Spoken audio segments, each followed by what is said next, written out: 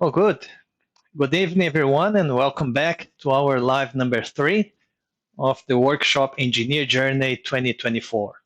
And again, I thank you very much for your participation, your engagement, for those ones since last Thursday during the warm-up session, and then obviously on Sunday and yesterday with lives number one and two. I hope that you understand everything about the validation process already. And as promised, I brought Michele Hello from ACIM PTE. She's a very competent registered migration agent here in Australia, as well as an expert in the English test PTE. As you know, English test is a vital and critical component of the validation process, because if you don't get the minimum scores in the English test, you can't really apply with Engineers Australia.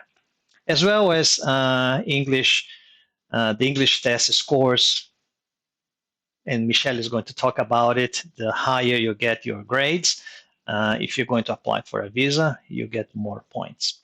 So, and really, I would like to, in advance, thanks Michele. She was in Brazil until I think Thursday or Friday last week.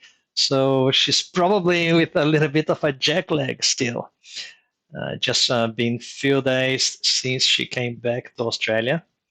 And without further ado, I would like to ask Michele to introduce herself, and then she's going to talk about all about PTE, her experience with the test, and how also she can help you guys to ace in the PTE, get I don't know 79, 80, 90 points, whatever, and get maximum points, and explain a little bit the importance of the test. Obviously, not just for the validation, but for the immigration process as well. Thank you very much, Michelle. And yeah, the audience is yours. Thank you so much. Thank you for the opportunity. It's a pleasure to be here and sharing it with all you guys, my knowledge and whatever questions you might have. My voice is a little bit hoarse, but let me know if you have any trouble hearing me and I'll speak closer to the microphone. As Jason mentioned, I'm Brazilian. I came to Australia in 2016, and at that time, I needed to requalify myself as a lawyer here in Australia.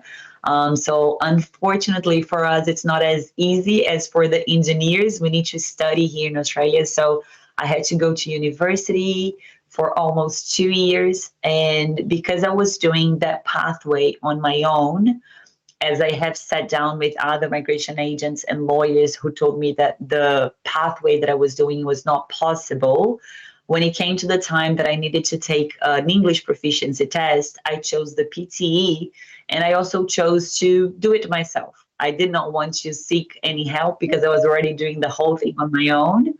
So I decided to have the analytical mind of a lawyer that I already had and analyze the score guide of the test. And analyzing the score guide, I started realizing that they grade you for one thing, but they actually ask you to do something different in the question. So I started creating techniques to take the exam. And I went to the first attempt on my exam and I aced the exam. So I got 100% on my first attempt. And at the beginning, I wasn't quite sure what happened because I was very sure that I had made mistakes. And then I helped a friend who had already sat down 3 exams and he could not pass the PT test. And after the class I gave him, he scored the 65 he needed. And I started helping more and more people. And because of that, I created ACIM PTE, which means that I've helped many, many students to ace the exam. So that's why I call the course with the techniques I designed ACIM PT. So I think what's important for us to know about the PT is that, first of all, it's very essential for your validation. So as Jason mentioned, you need to validate as an engineer some sort of English proficiency exam. The PT is one of them. And secondly, if you choose to do skilled migration or if you choose to go the sponsorship ways, both ways you're going to need the PTE or some English proficiency test. You might need a lower score, 36, a 50, but if you choose the migration pathway through the skilled visa, which is nomination by your profession and points, the higher your score on the PT exam, the better it is for you. So if you achieve 50, that's the minimum.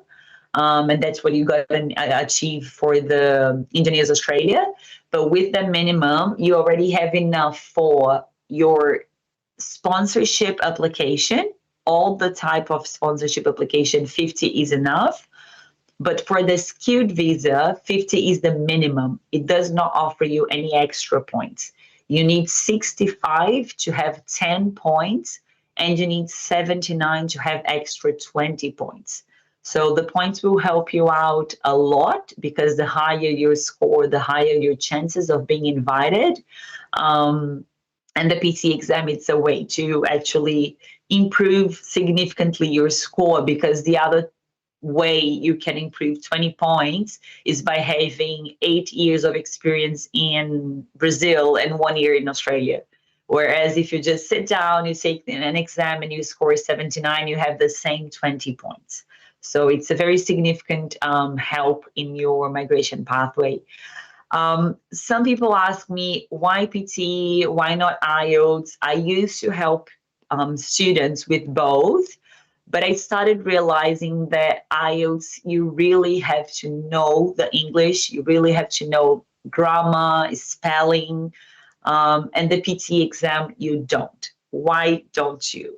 Because the PT is a computer-based exam, so on top of sitting down on a computer, of course, you don't do it at home, not for migration purposes at least. You have to go to a center and you take the exam there.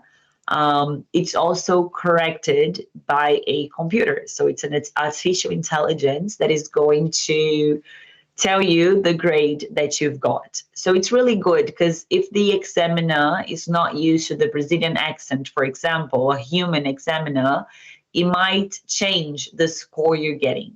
But if you have a computer that it's analyzing what you're saying, it's very just to everyone and it will be very equal on how they grade the access, how you're doing the exam.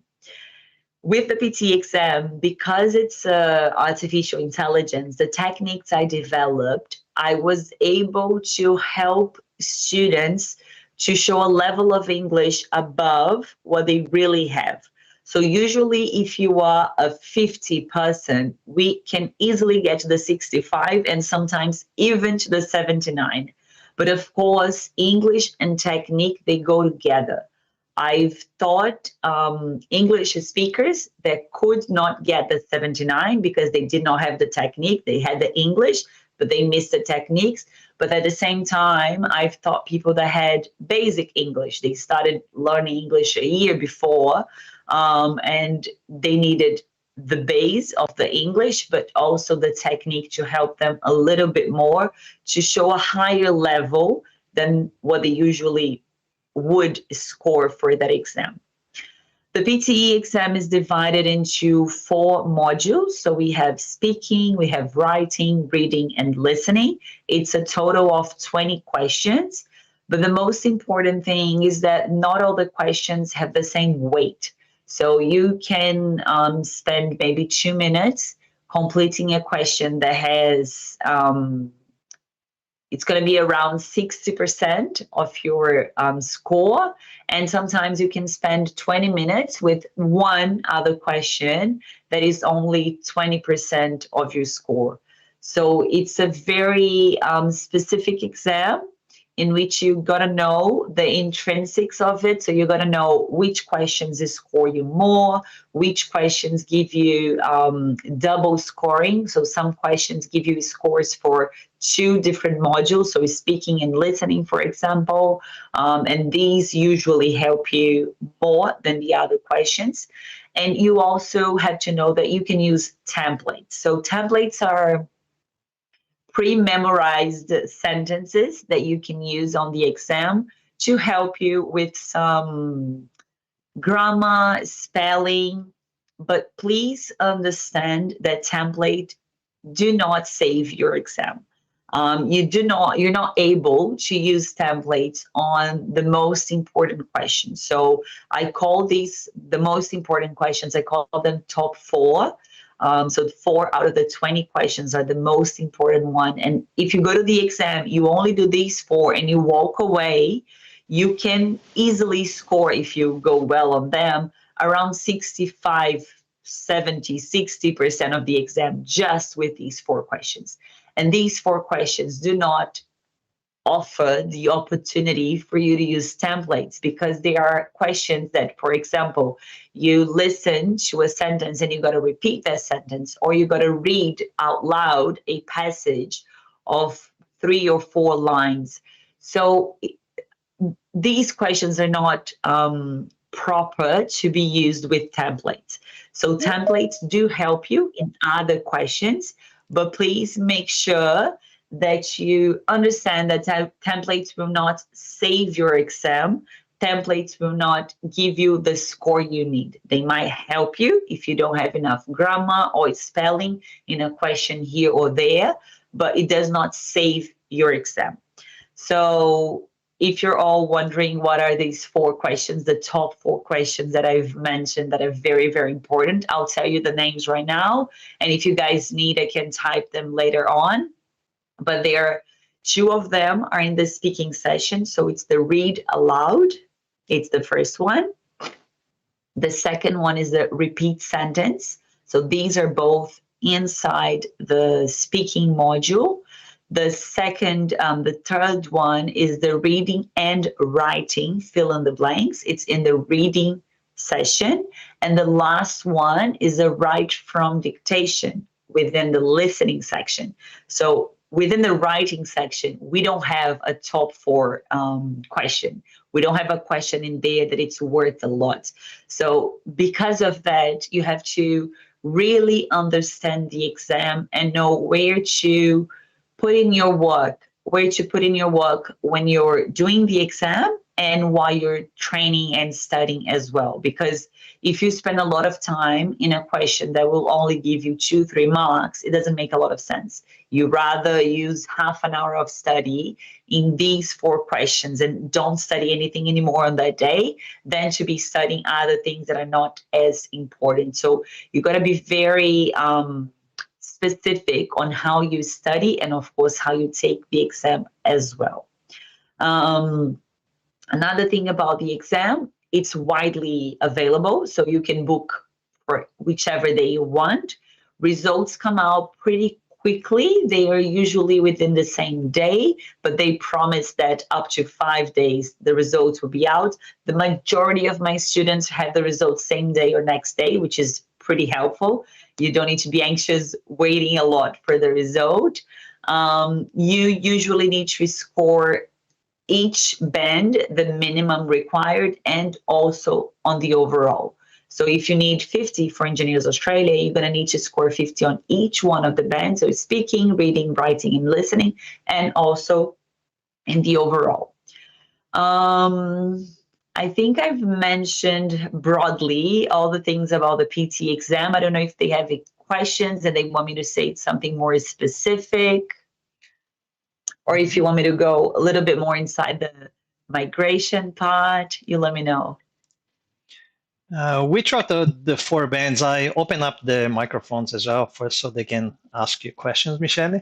But of the four bands, which ones do you think, or which one do you think people struggle the most?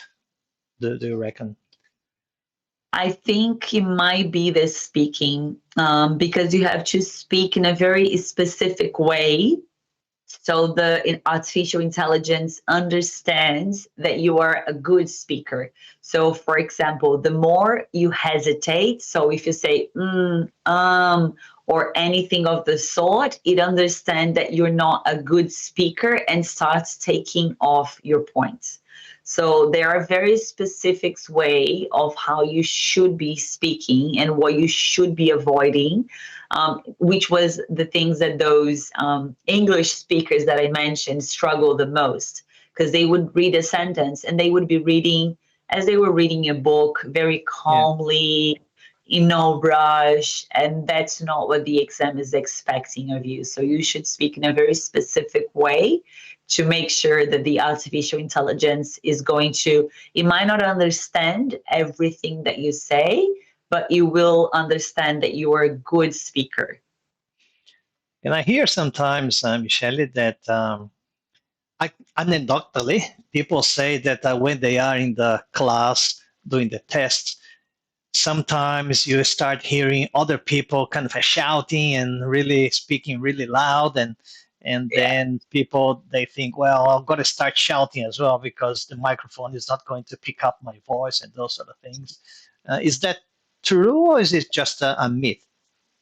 So the part that everyone is talking at the same time, it is true. So you sit down in a test room, but each one has their own computer, and everyone, I wouldn't say everyone. So let's say you have 20 people in the room, 5 or 6 will start the speaking part at the same time. So these 5, 6 people would be speaking at the same time because they're all doing the speaking part of the exam, while the others would be doing the writing, the reading, or something else. So they don't get all the 20 inside at the same time. But because you go inside with a few people that are starting the exam with you, and the speaking is the first part, people would be talking Mm. at the same time. It's not okay to be shouting. Usually, when someone starts raising their voice a lot, you either raise your hand, or the examiner will come and just tap on your shoulder if you're screaming, or tap on someone's shoulder who is screaming, asking them to speak with a lower voice. But you always have to adjust your microphone before starting the exam to make sure that it will understand whatever you're saying and will not be picking up on whatever other people are saying. Yeah, yeah, that's great, Michele. Anybody has any particular question for Michele?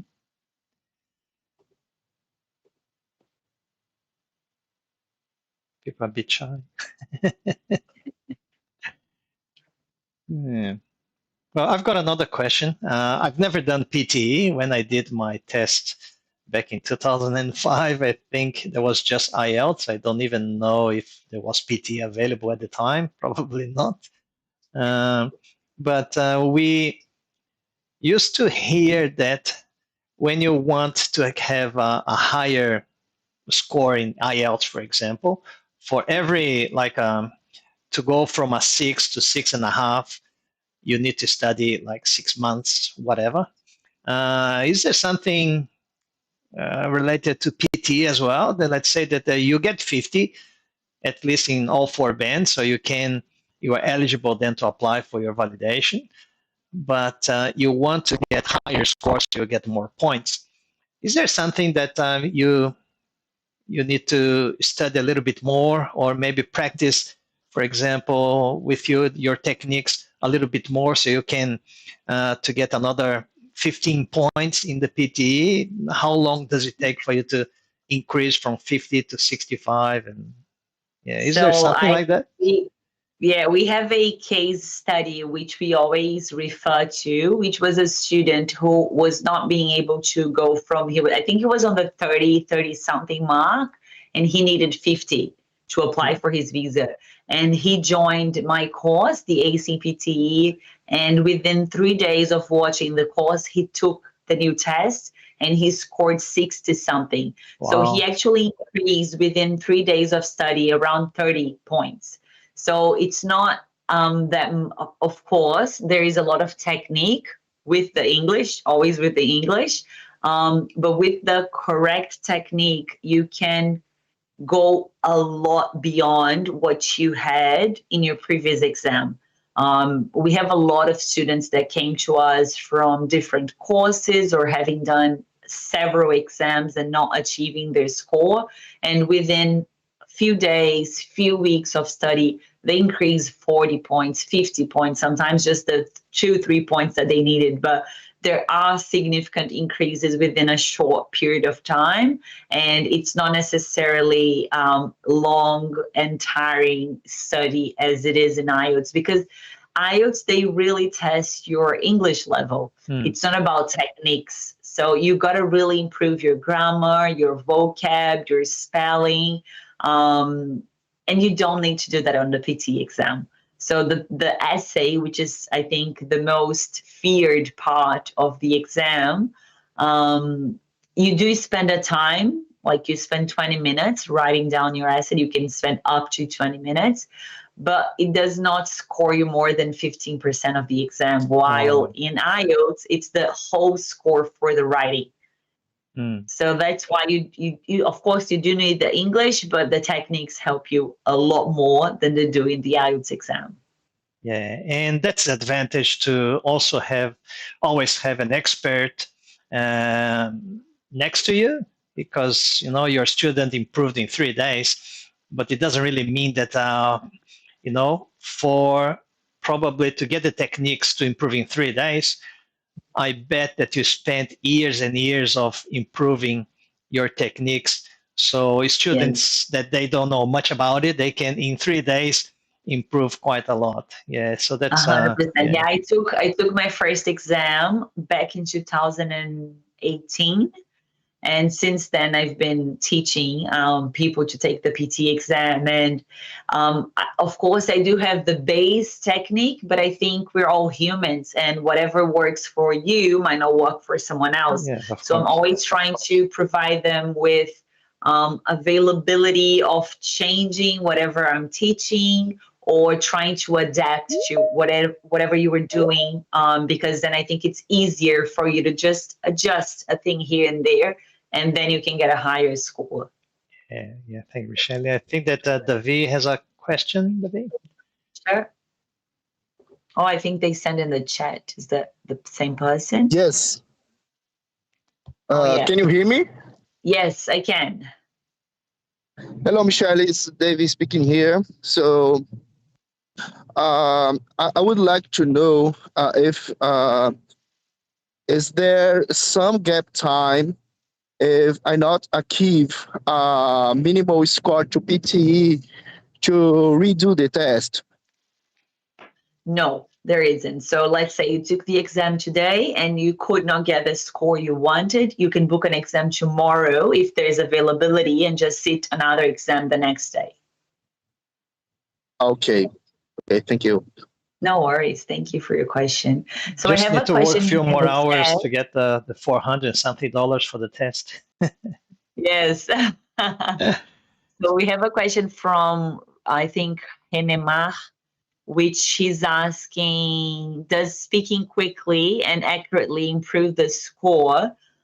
Speaking quickly and accurately does improve the score, but it's not about rushing what you're supposed to say. So there's the whole package of saying it accurately, with a good volume, with the up and downs necessary, with a good intonation. So all these things put together will make you ace the PT or the speaking session.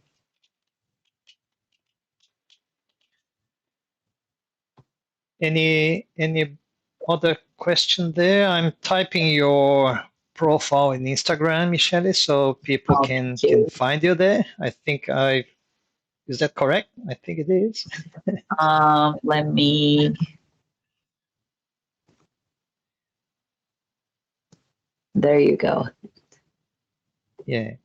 Oh, it's not. It doesn't become a link, does it? Nah. Yeah, but people can just copy and paste. Yeah. Yeah. I think any other particular question, guys, to Michele? I think Timothy, I don't know if he's typing or just resting there, but yeah. And here, obviously, in probably the test centers are mainly just in the capital cities in Australia, or they fairly available No, in no, outside not of really. capital You have cities? Yeah. a few options all around. Sometimes in Brazil, for example, it's not every city in Brazil that has it. So people, depending on where they live, they have to travel a little bit.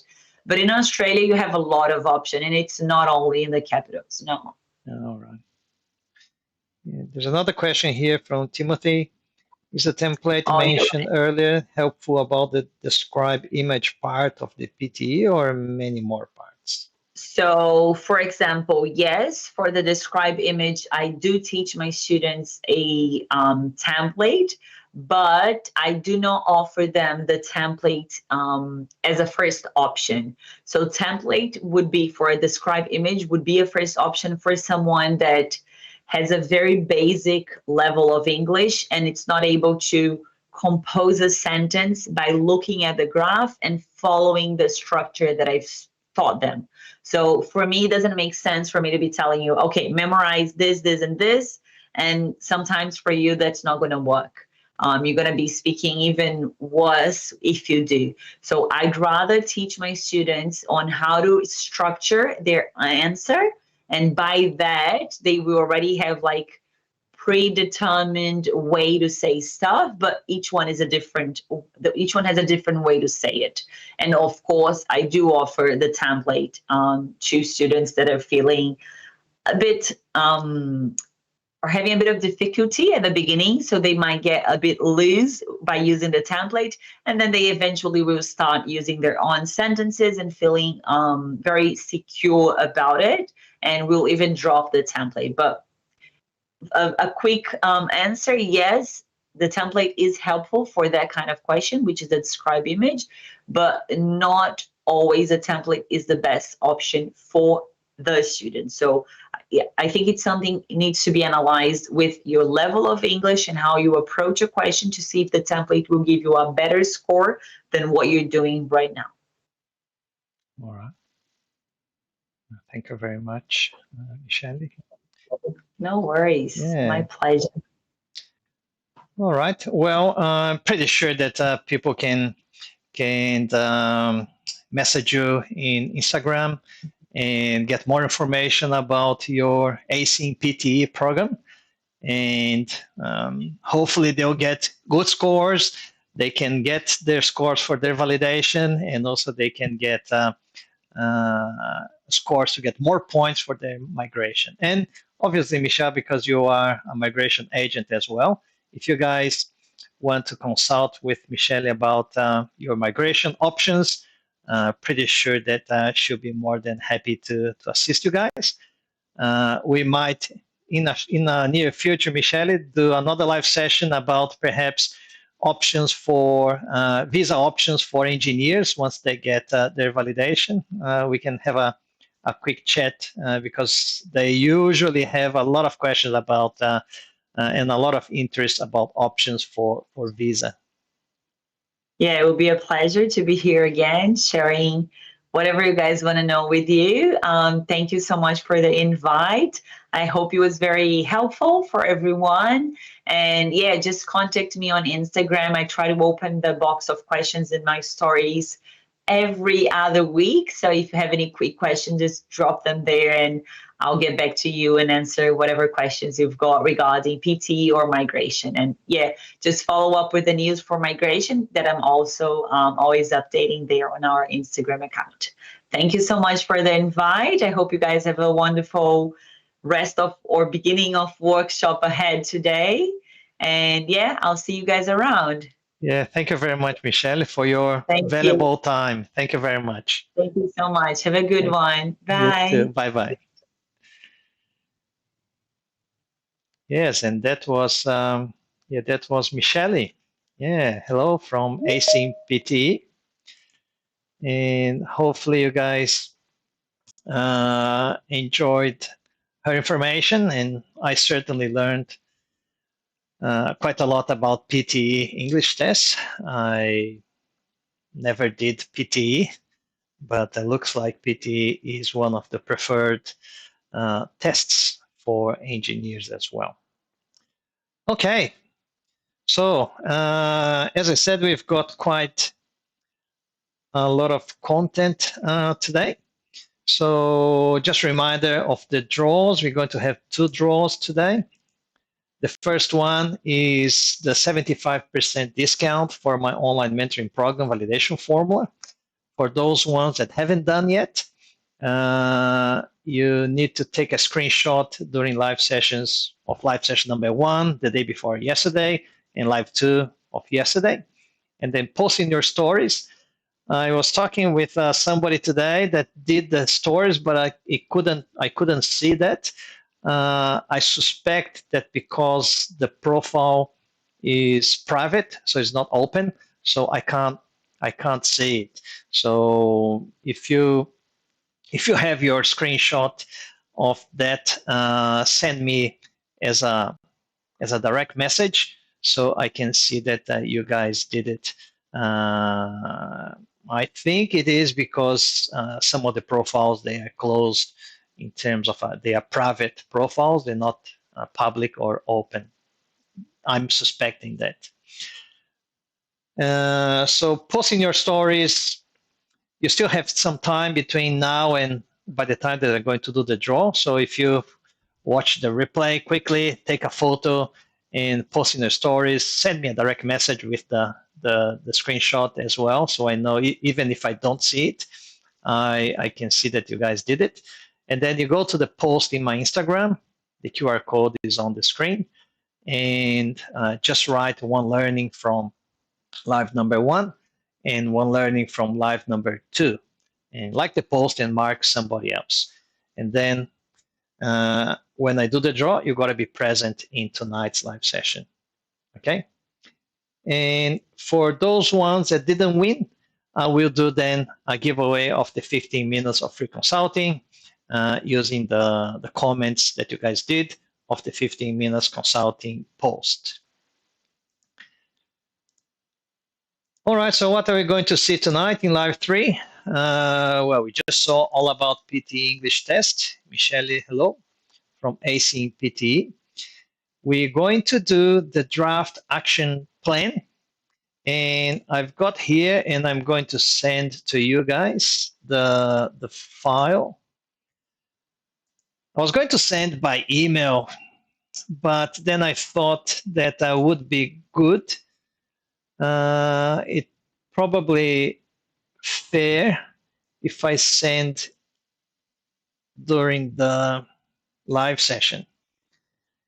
So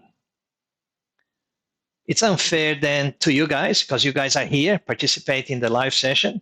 It's probably unfair if I send to everybody that didn't make the effort to come here. So how can I do that? Message. How can I attach a file here? So let me copy and let's see if I can paste. No? Okay. Does anyone know how can I attach a file in Teams? I don't know how can I attach a file. Chat Q&A. Try again in the chat. Format, emoji, actions and app. Schedule message, set delivery options. Oh, I don't know how.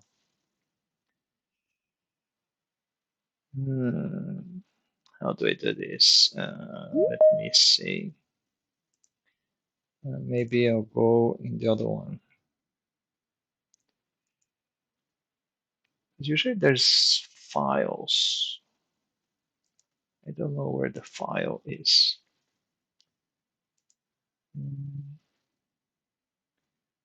No.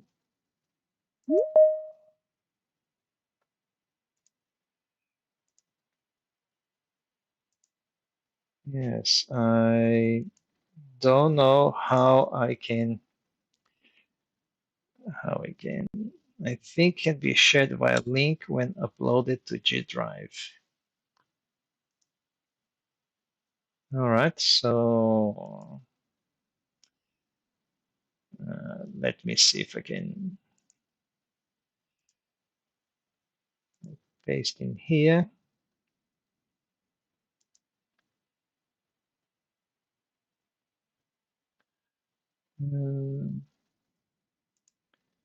Share.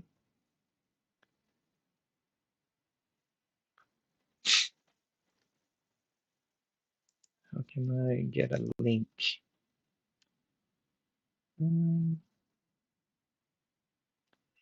Send to, no. Open with, share, give access to, share.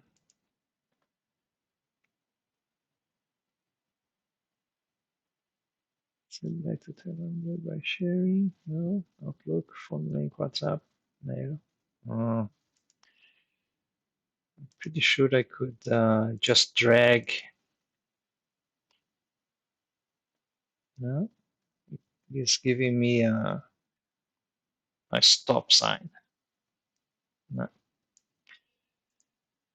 All right. Not sure how I do this. Well, let's see if I stop sharing. Let's see if it allows me to do that.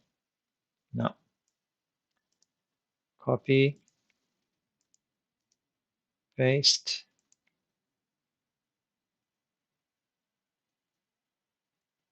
No. Notes. Maybe notes. Add the meeting notes.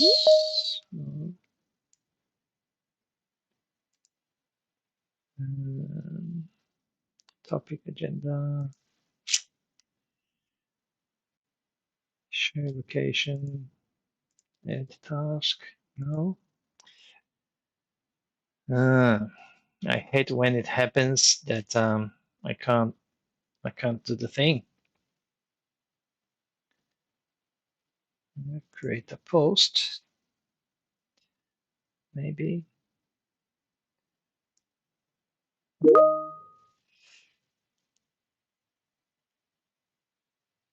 Can share using the website WeTransfer. Okay, we'll try that one day. WeTransfer. So we transfer. WeTransfer. Okay.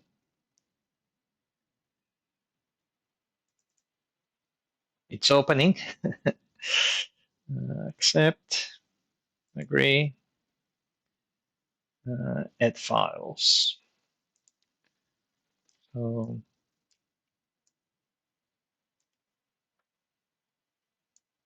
drop it.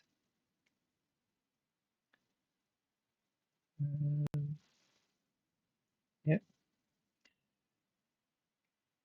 Email to.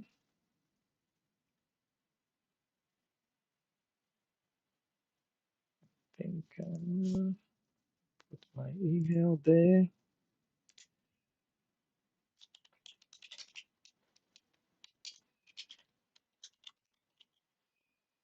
Okay. Action plan. Sorry, guys. Transfer.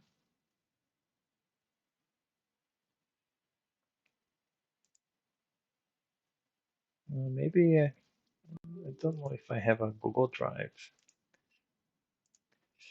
So my code 8 Two.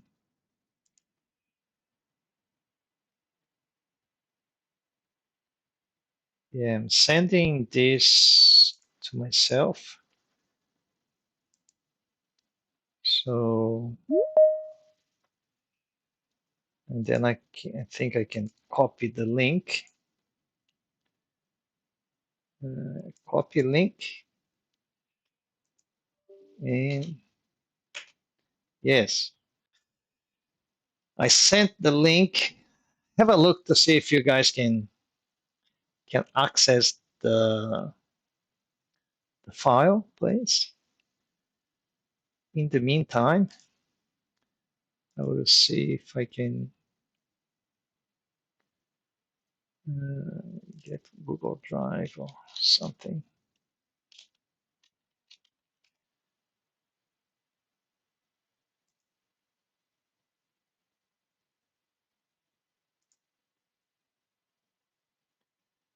Can you guys access the file?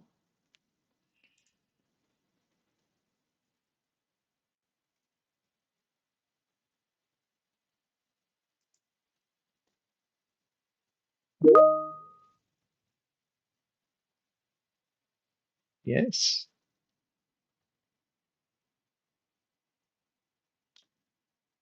I will.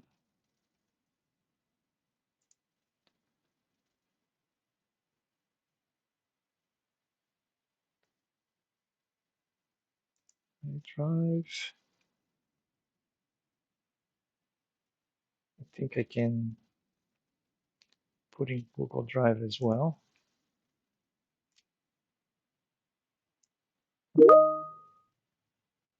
Yes, it. Well, if it works there, if you guys can download, that's good.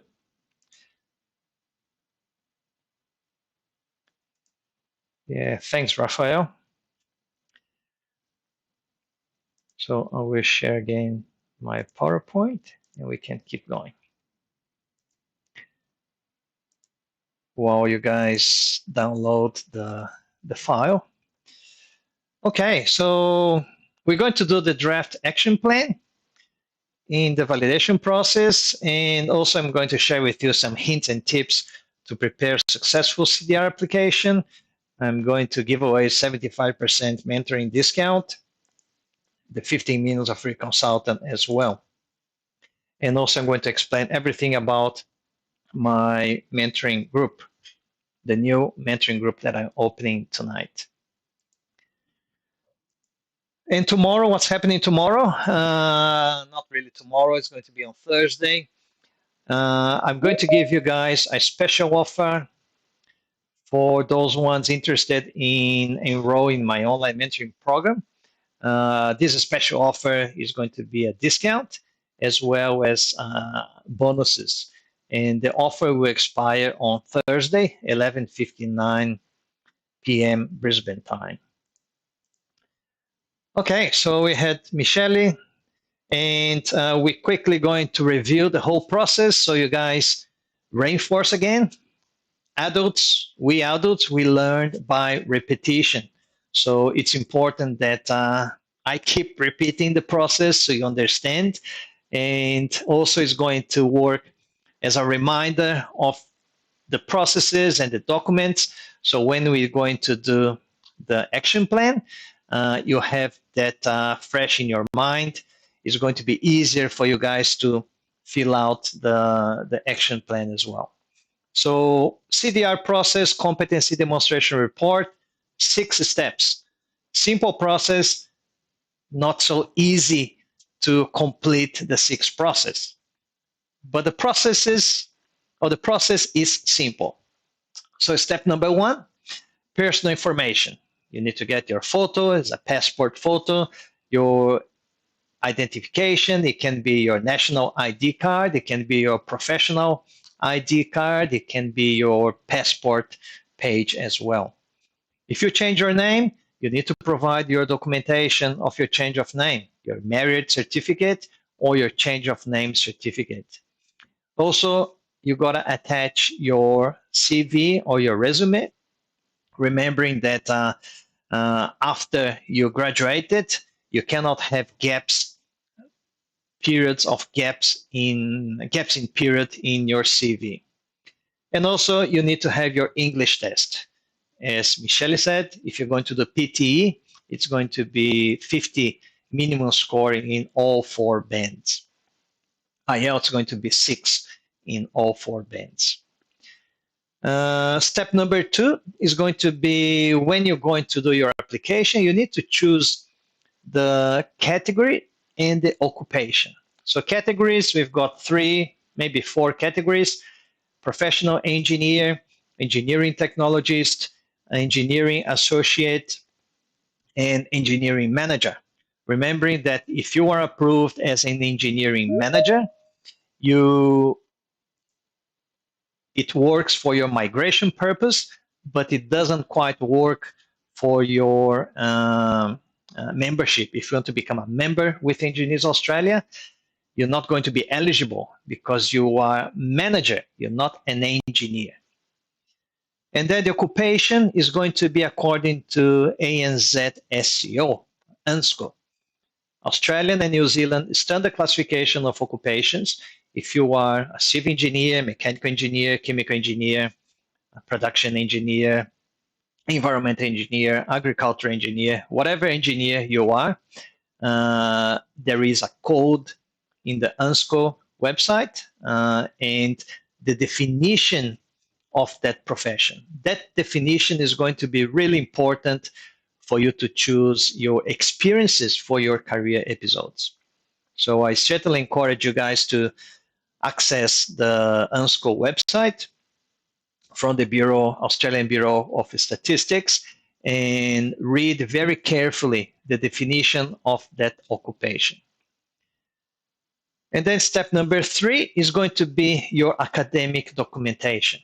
So you need to prepare your bachelor degree certificate, your bachelor degree transcripts, your academic transcripts, and any other relevant academic documentation like post-graduation courses, specialization, master's degree. It's going to be important for you to have those documents as well. And if any document is not in English language, you cannot forget that you got to get it translated by an authorized translator. An authorized translator, you need to have the identification, the status, and contact details as well. And when you scan those documents, you need to scan in high resolution and in color as well. And then step number 4 is going to be the evidences of your skilled employment. If you are going to use work experience to write your career episodes, you will need to get your reference letter from the company.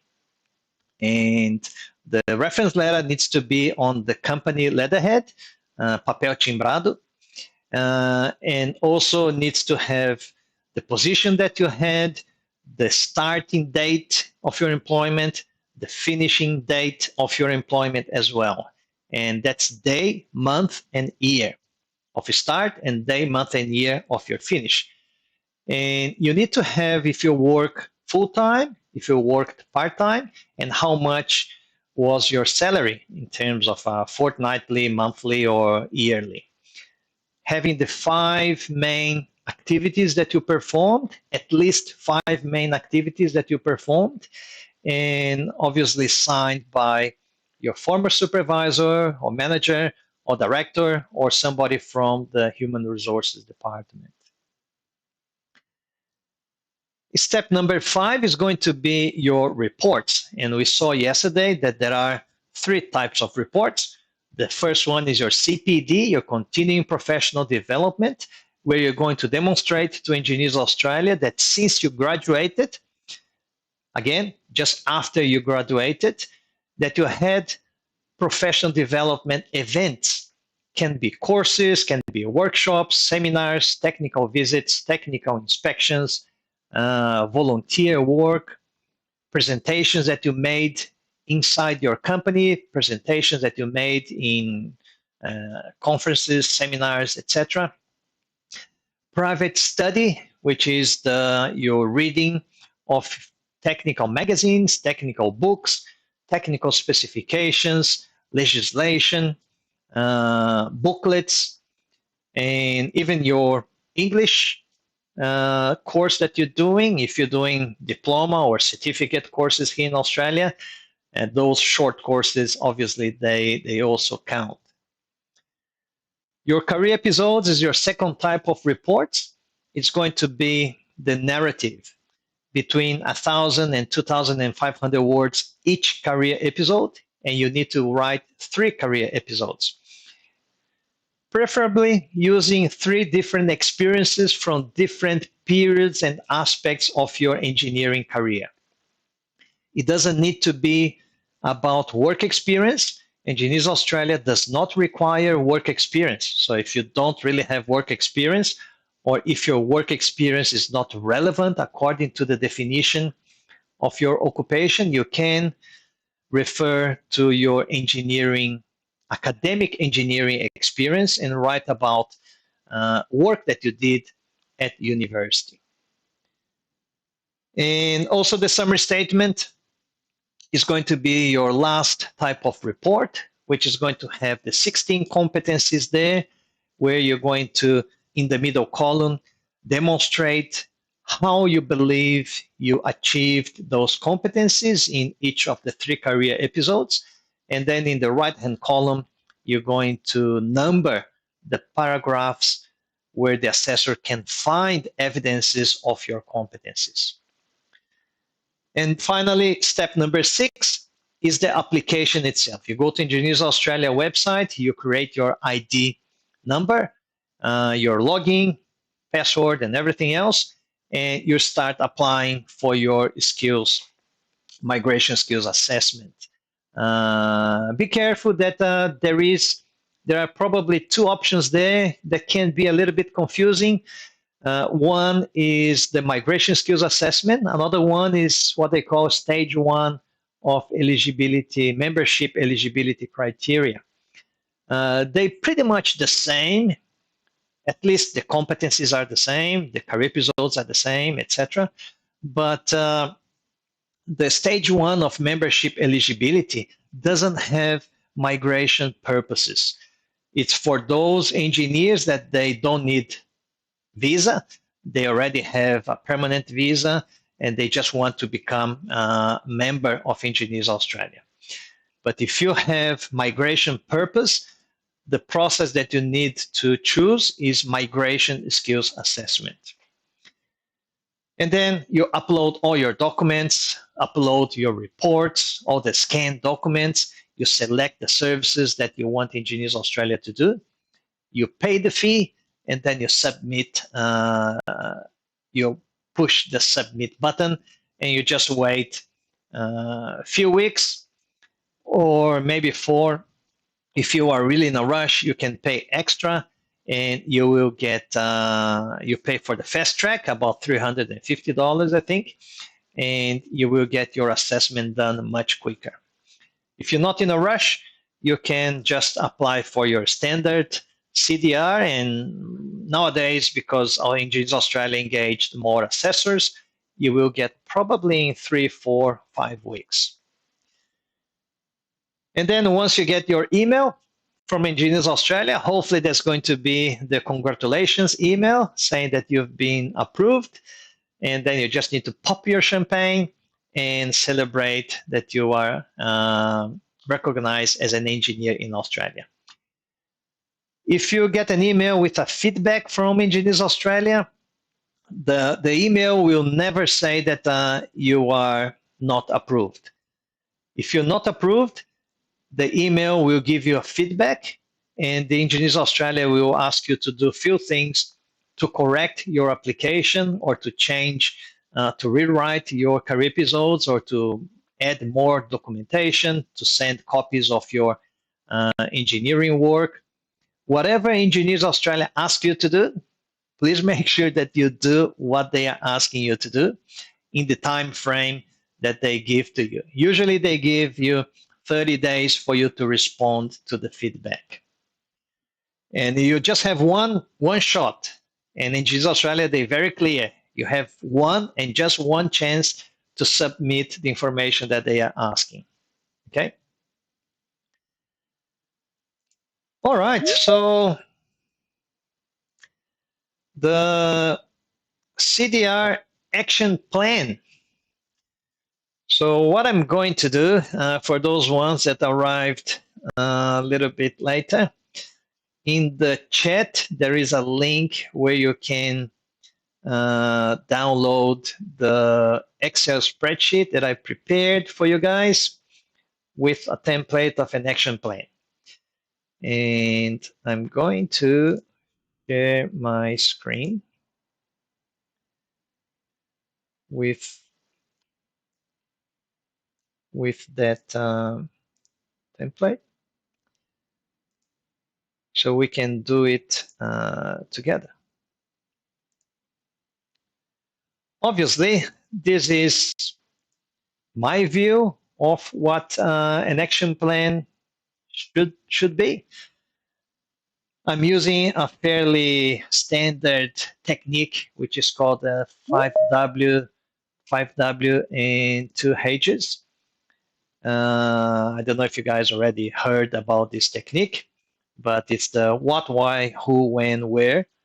And then the 2H's is how and how much. So as you can see in the template, I tried to put the 6 steps here. They are those gray lines. They are the 6 steps, so you don't miss out any step. So it's 1, 2, 6. Obviously, we're not going to complete everything because one, I don't know your details, and we're just going to, I'm going to talk about generic aspects, but I would like you guys to take the opportunity and start populating some of that. When you come to the career episode, we're going to do one, because then the other two will be pretty much the same thing.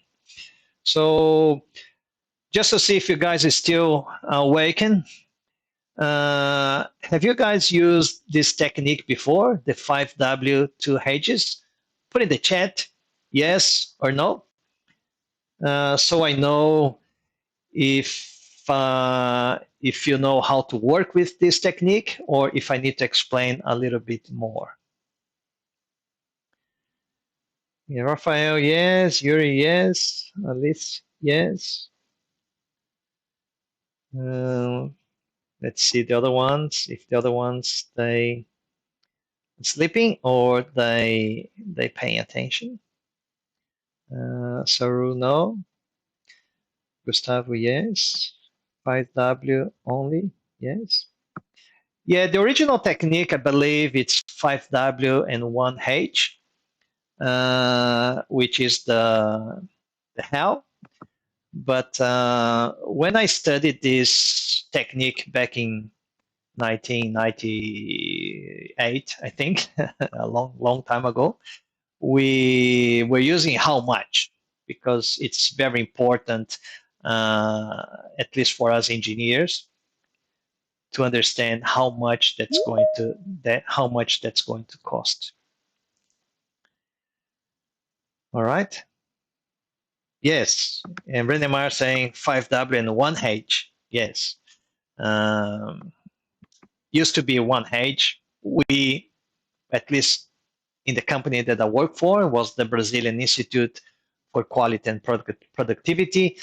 It was really important for us to know how much and have our customers to think about how much as well, because it's very important to understand the financials. And also for you guys as well, especially if you are an international student here in Australia, or if you are planning yourself in your home country to come to Australia, it's important to understand how much that's going to cost so you can start saving money, you can start working more overtime, and so on. All right, so let's start. Start with your name. If you get your name right, you get 10 points already. Just joking. So, photo. Why? Why? It is mandatory to have a passport-like photo. Who? Um, Obviously, yourself. That's a photo of yourself. When you have to have it, by the time of the application. So you gotta have, by the time of the application, you gotta have your photo. Where? That's interesting question because I try to do sometimes when I try to do passport photos, I try to do at home to save some money. And then I go to Kmart and then I print a photo and cut. Usually it doesn't work very well. So I usually then go to the post office and they have, you pay $20, about $25. It's quite expensive for like 6 photos, but at least I know that that's going to work. So I can put in here that I can go to the post office, or there are other camera shops that they take passport photos as well. But if you're really good in taking photos using those apps and then print at Kmart for like 40 cents, obviously you save yourself $25. So how? That's pretty much straightforward. Yeah, go to post office, and important, follow the passport standard rules. There are some rules to take a photo like a passport photo. So if you're going to take yourself at home using those passport apps, you got to make sure that you follow those rules, because it can difficult, but it can be, you can be asked to take other photos. So how much? Let's say it's going to be $25 in the post office. And if you have any notes, that's okay. ID card. So you need to decide what ID card you're going to use. Are you going to use your national ID card? Are you going to use your professional ID card? Are you going to use the passport page? If I was you, I would use your passport page. One, because it is in English already, so you don't need to translate.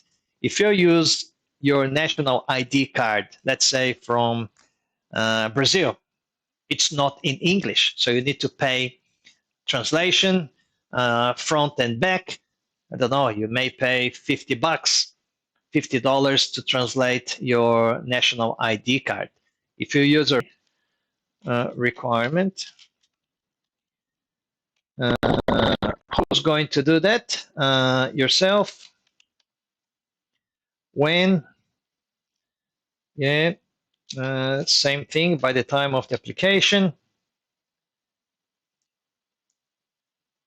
Where?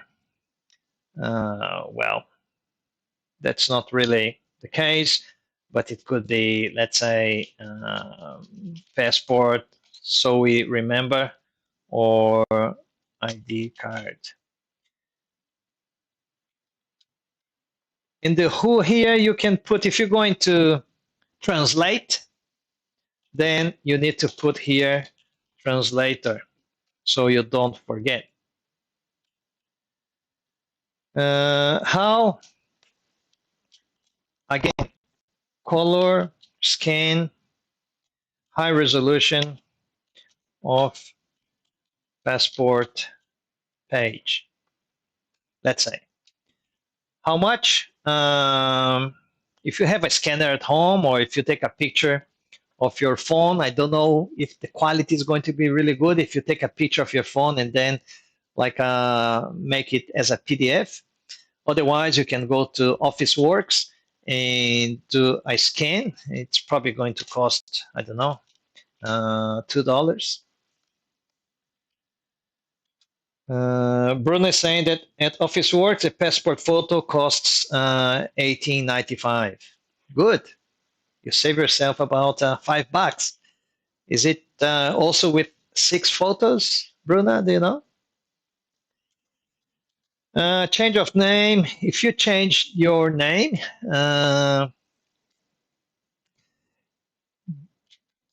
Not everybody change your name, but you just gotta know that it's gotta be either your marriage certificate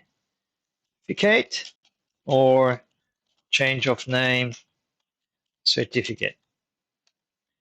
Resume, CV. I'm going to probably go a little bit quick with some of those ones because I want to spend more time in the career episode and the summary statement part of it.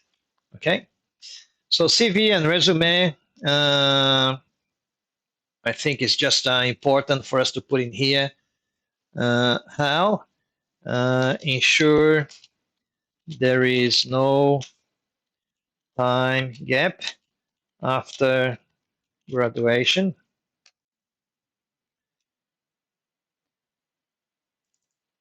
And also important, I forgot to say, and also contact details of your supervisors.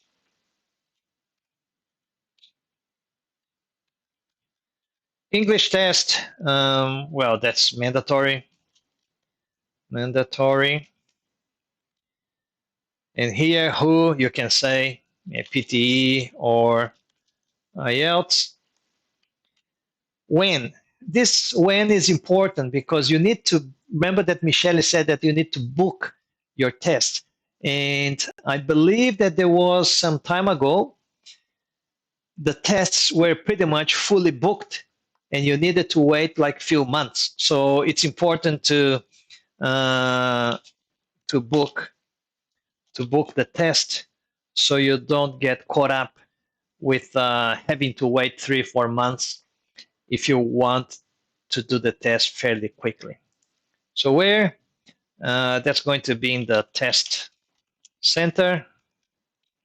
How apply? I think you apply online with PTE and or IELTS. How much? Do you guys know how much is the PTE or IELTS test? Is that about $450? And I'm just going to put in here that's Australian dollars. Okay.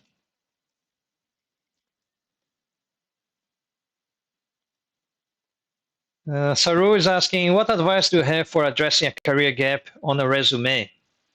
So you put in here. You can put that you had a gap year, or you worked in something else, or you were studying. Or maybe you just travel around and you travel around the world. Those two items is just a reminder that you need to translate documents if they're not in English. So it's a good idea for you to list the documents that you need translation so you don't forget. And also when you're doing your scan, I put another item here so you don't forget that you need high resolution color scan. So that's why I don't know if when you take a picture with your phone and then you use those apps to scan to PDF, I'm not sure if the resolution is going to be at least 300 dpi. So in Jeans Australia, they require minimum of, I'll put it here, yeah, color scan, minimum 300 dpi.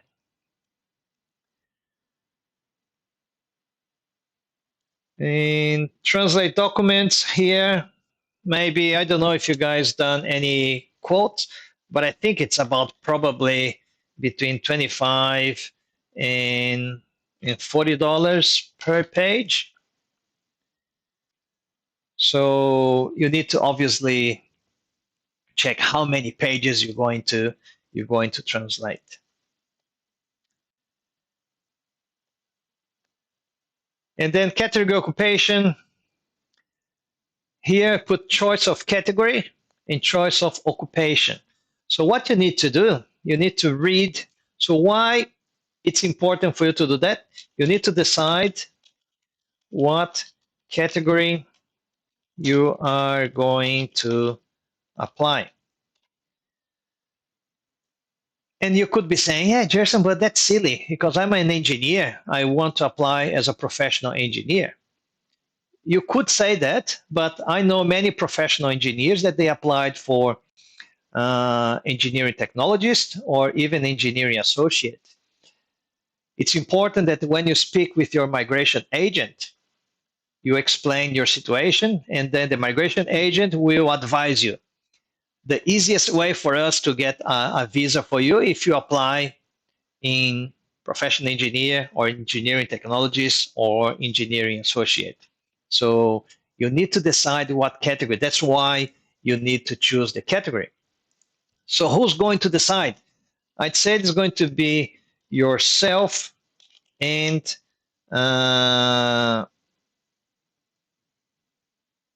migration agent. So you're going to consult with the migration agent, and then you can decide which category. When? That's going to be early in the process. Why early in the process? Because the way that you're going to write your career episode will depend on the category. Each category will have different competencies and different levels that you need to write your career episode. So you need to decide really early. If you decide early in one category and later on you change your category, be reminded that you need to rewrite everything because the competencies are different. So where you will have to decide that during the on the EA website. On the EA website, when you're doing your application, there's a field that you need to choose the category. And how you're going to do that, how you're going to choose, by reading the categories and assessing which category will best suit your migration objectives. So that's pretty much it. You need to combine your migration objectives with obviously the experiences that you have. How much that's going to cost? I don't know. If you have to pay your migration agent to have this migration plan, it would be, I don't know, let's say $300 for a consultation, maybe.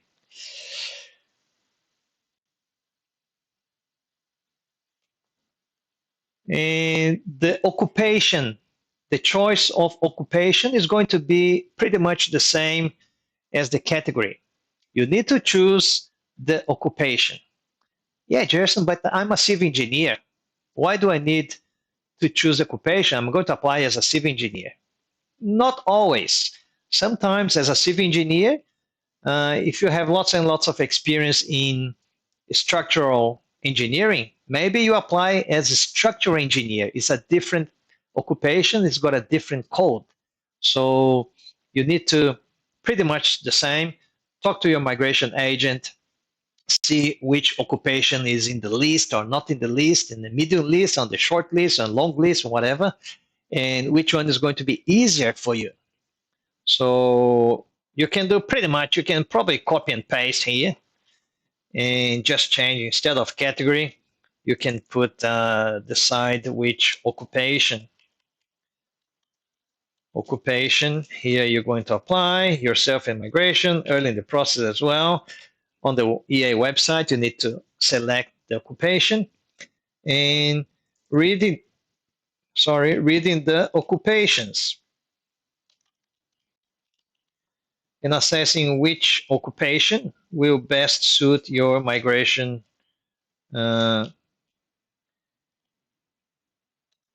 occupation will best suit your migration objectives. And perhaps you don't need to spend $300 because you paid already in the category discussion with your migration agent. So you talk about category and occupation during the same consultation. Academic documentation, that's pretty straightforward. I'll probably leave with you guys to fill this out. Apart from this one, a lot of people ask if you need to translate the syllabus of your course, and the short answer is no, you don't need to.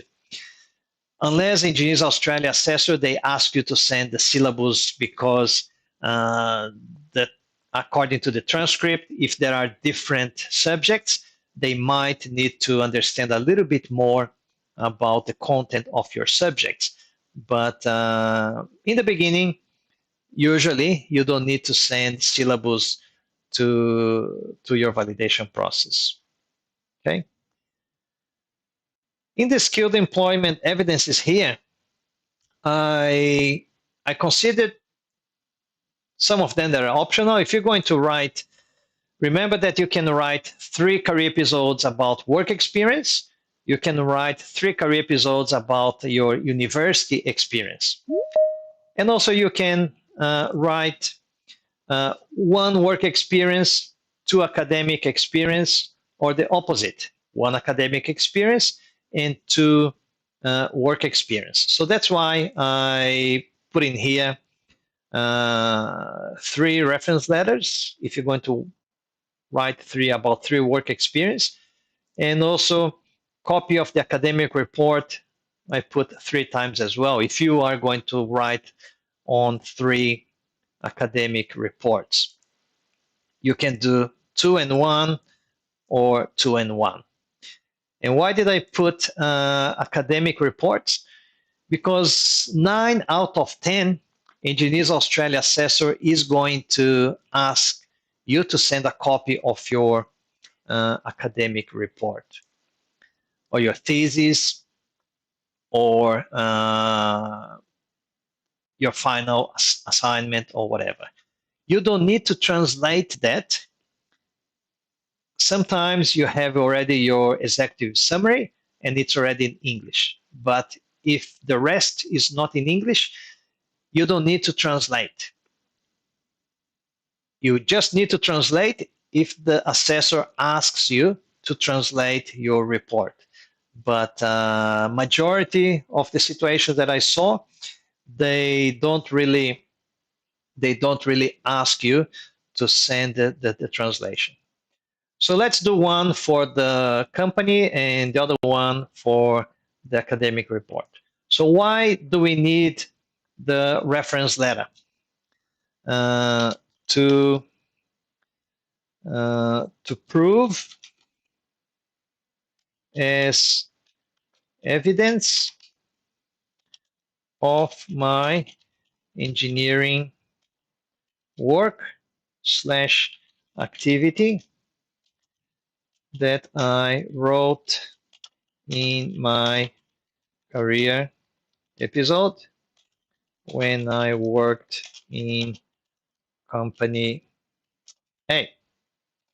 So that's why you need the reference letter. It's going to be an evidence of the things that you put in your career episode. Who is going to do that? Let's say former manager John, let's say. And when that's going to happen? That's important thing to consider as well, because some companies, they take some time to reply to you. You talk to them, they say that they're going to do it, but they may say, yeah, it may take a few weeks until we get back to you. So let's say 3 weeks.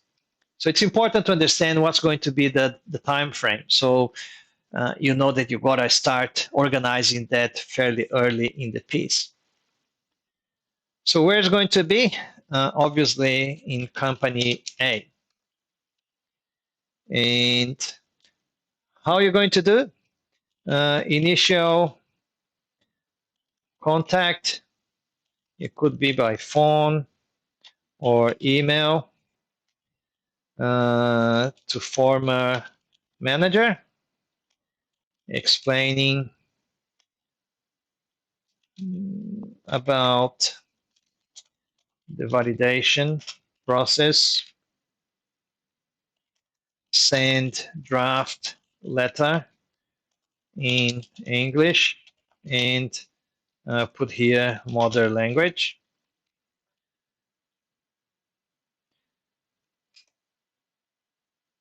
So that's how you're going to get it. If you can get the letter in English, is better, because then you save yourself the translation as well.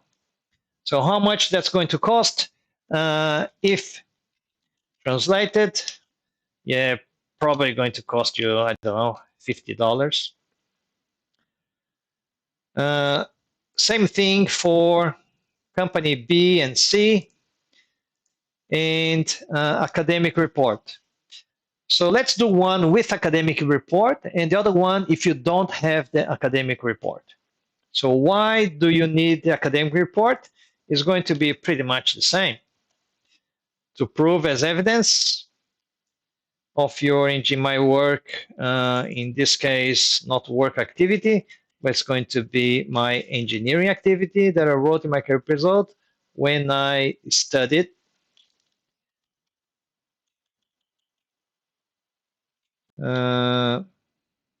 subject A.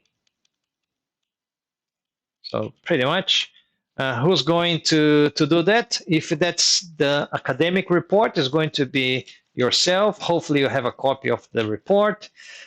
It should be fairly available, but if it's not, you have to look for it, let's say a month until you find it. And that's going to be about the subject A. And how you're going to do it? You're going to search in your folders the copy of the report. How much that's going to cost? You don't need to translate, so it's probably not going to cost you anything. Let's say that you don't have, for B, you don't have the academic report. So you still need the Y is to prove as evidence as well. So when you study subject B, it's going to be yourself, pretty much the same here.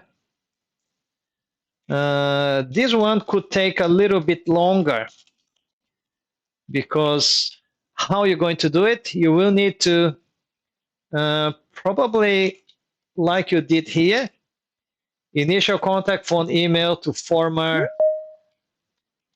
to the former professor, so that the professor or the course coordinator explaining about the validation process, send a draft letter in English and mother language. So you might need to have, if you don't have a copy of your report, you may need to get a letter from the professor or course coordinator stating that you've done that subject and your career episode reflects that. So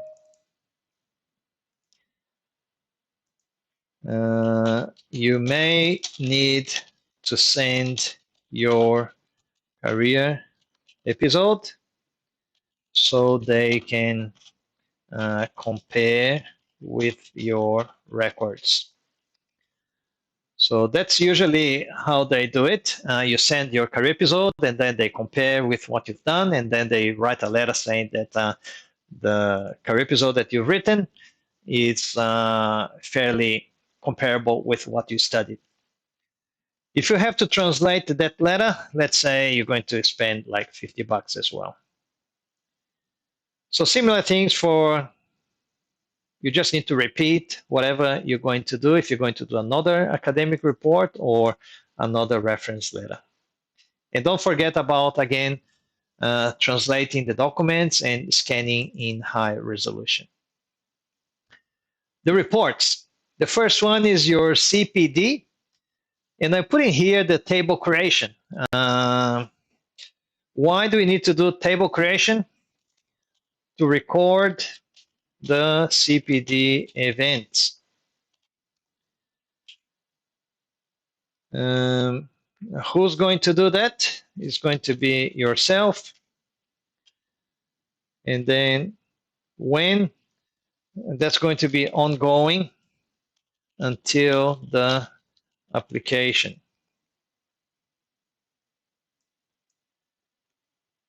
And where that's going to be? Well, the table creation is going to be in your computer, in my computer. And how am I going to do that? Yeah, create a table in Word with columns title, duration, date, venue, organizer, and that's it. And how much that's going to cost? It doesn't cost you anything. And then you need to populate the table, obviously, with your CPD events. So why I need to populate events? To demonstrate, I acquired professional development after graduation. And that's going to be yourself. That's going to be ongoing as well until the application. And also going to be in your computer. And how are you going to do that? Register the CPD events. How much that's going to cost? Depends. That can cost a little bit. If you attend webinars, for example, $30 here, $30 there. If you're going to attend seminars, if you're going to do other courses now, if you've done already, you're not going to spend anything. But from now on, if you're going to acquire CPD events, you will need to put here some costs. So let's say here, let's say $300 for your CPD events. And then we're going to go to the career episodes. So in the career episodes, I put in here, you will see that there are 3 career episodes. They're all the same. So let's do one, and then you can replicate with the other 2. How are you guys going? You guys going well? You keeping up with the pace, or? Yeah, send me some feedback in the chat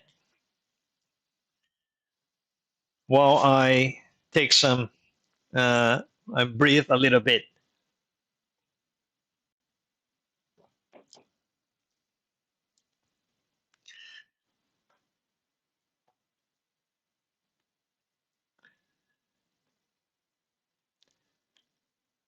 Okay, so career episode number 1.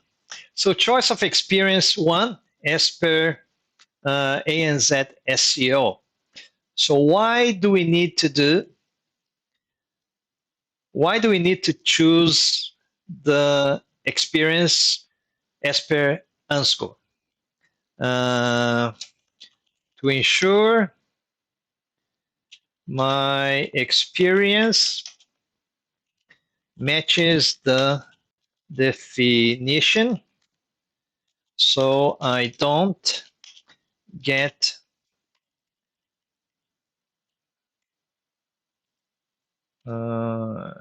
so I don't need to rewrite my career episode. And that is really the risk. If you choose an experience that is not according to the definition of your occupation in ANSCO, the Engineers Australia Assessor will ask you to rewrite. So they're really nice, but if you do it wrong, they don't have another option. They have to ask you to rewrite. So who's going to choose the experience? Unfortunately, that's going to be yourself. Nobody else knows what you did. So you need to think about your experiences and try to choose the best one or the best three experiences, academic or work or combined, to write your career episodes. So when you need to do this, it's going to be also early in the process. Why? Because you need to choose the experience to start writing your career episode. So it's going to be really early in the process. So where you will have to do that? I don't know. In your office, in your balcony, you go to the beach and then you think about your experiences. You need to be in a very relaxed state of mind to start thinking about it. Is this experience complex? Does it match ANZ SEO? Am I in a good mind to make a decision? Remember, if you need to spend some time to think about it, to write your examples so you can decide better, do that. Don't rush this process. This stage is very critical. If you rush this process and choose whatever experience so you can start writing, you could regret in the future because you will need to perhaps rewrite everything. So where you find yourself in a good state of mind to make the correct decision.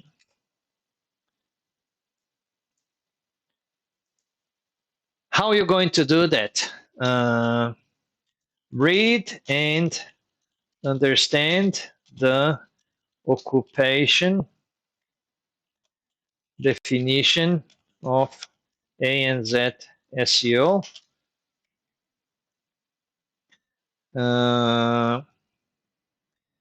And have enough examples to address all 16 competencies.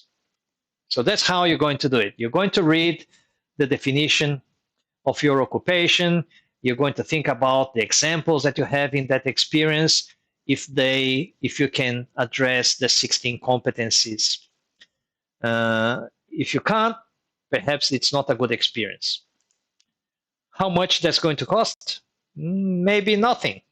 You just need to think. And to think doesn't cost you anything.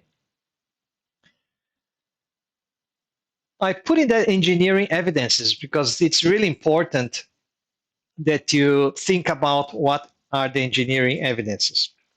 And why do you have to have your engineering evidences? To prove the engineering activities stated in the career episodes, in the career episode. So you need those evidences to prove what you put in your career episode. Who's going to do that? It's going to be yourself. It needs to be yourself. Can't be somebody else. If somebody else does that for you, it's plagiarism. Remember? When? That's going to be ongoing. You have until the date that you apply to get your evidences. But the earlier, the better. Because if you think that you cannot get evidences of your engineering activity, yeah, I probably recommend you to change experiences. So where you're going to do that, you will find those engineering evidences in your work records, in the reports, in the specifications, in your thesis, etc. And how you're going to do that? You have to gather the pictures, photos, diagrams, tables, calculations, screenshots, softwares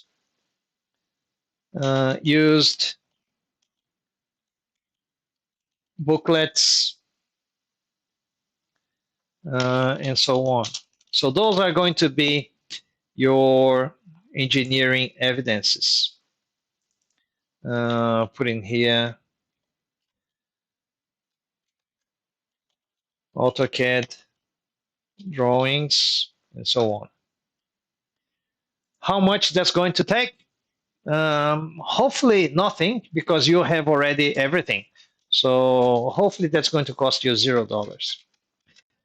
And then I put in here the structure of the career episode. So introduction, background, personal engineering activity, and summary.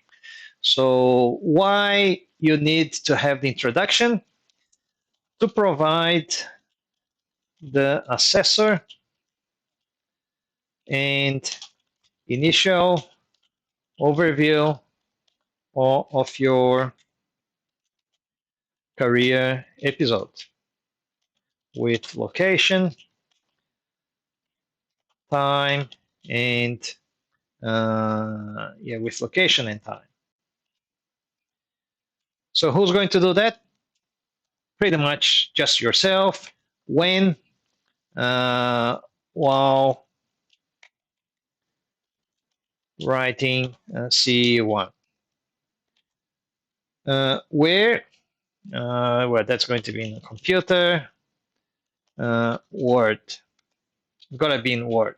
And how are you going to do that? Well, pretty much in the Y. Overview of your experience. That's not really going to cost you anything apart from your time. In the background, to provide the assessor information about the objectives, specific activities, organizational chart, and role description, pretty much. That's going to be yourself as well. Similar thing while writing your career episode is going to be your computer Word. And how you're going to do that? Write about 500 words explaining what is in the why. It doesn't cost you anything as well. Personal engineering activity. This is the body of your narrative, and you will give context and evidences of your engineering activity.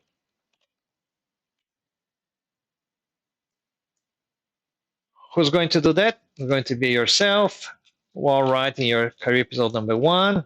Similar thing. And how you're going to do it? Write about the what, why, how you developed and solved the engineering problem with your personal contribution, outcomes, and engineering judgment.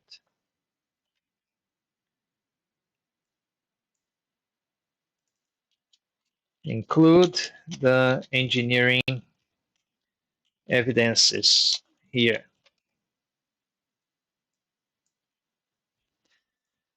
Not going to cost you anything as well.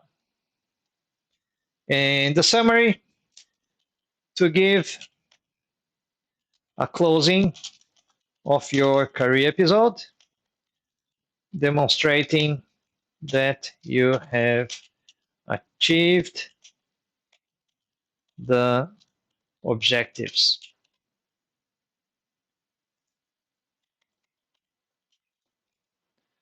So overview of your experience here in the introduction is going to be around 100 words. That's going to be about 500 words, and this one is going to be about probably 1,500 words. And your summary is probably going to be about 100 words as well.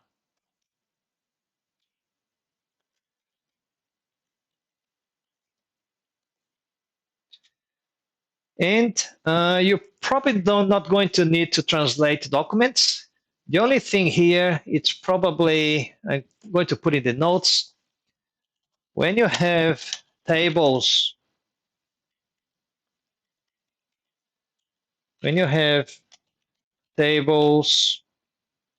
or diagrams not in English, please include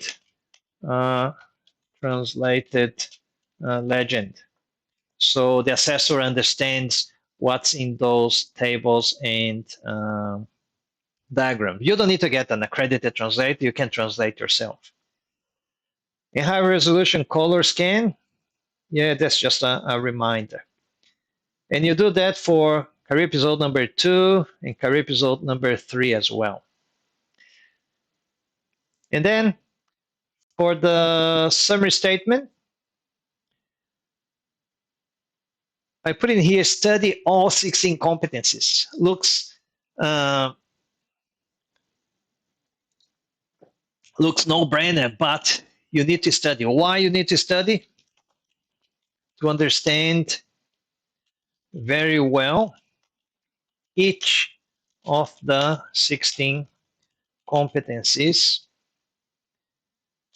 and know what examples can be used in those competencies. So that's what you need to do. That's the why. So who is going to be yourself?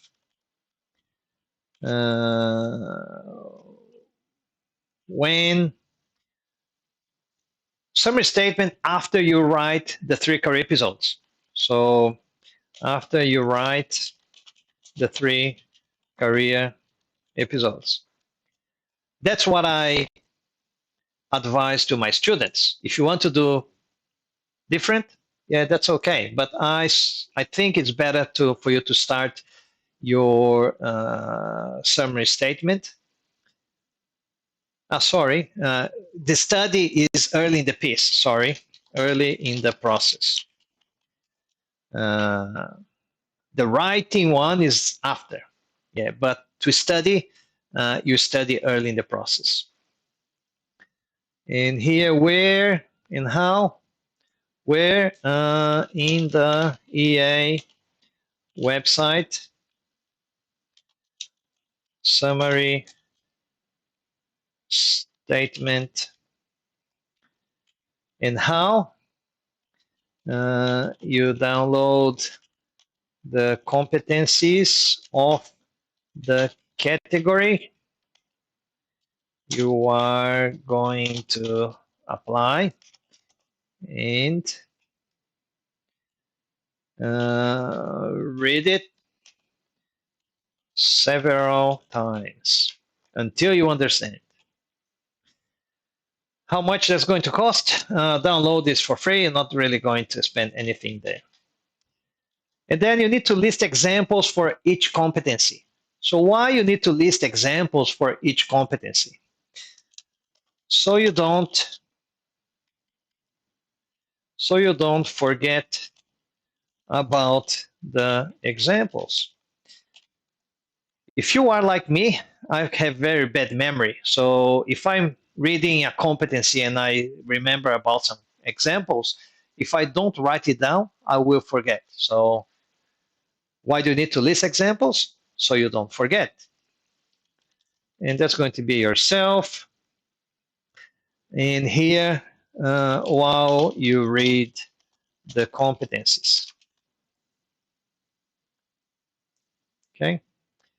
And where you're going to do that, you can create a table for that. And how you're going to do that? Pretty much when. So while you read the competencies, you write down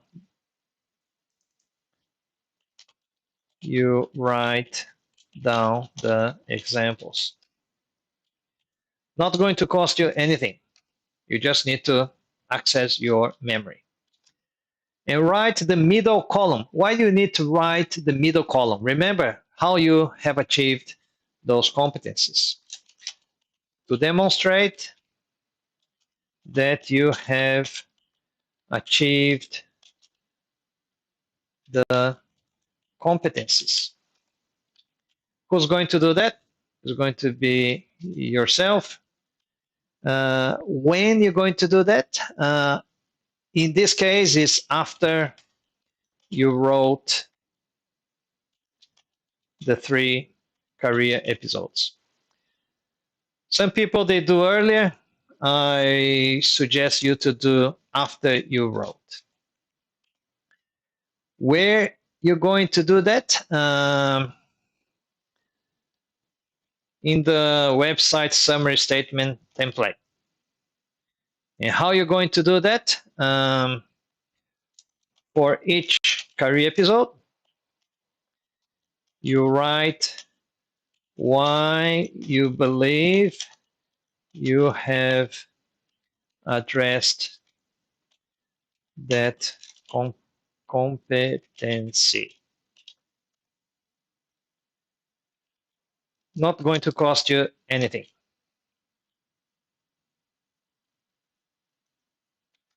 And write the right-hand column.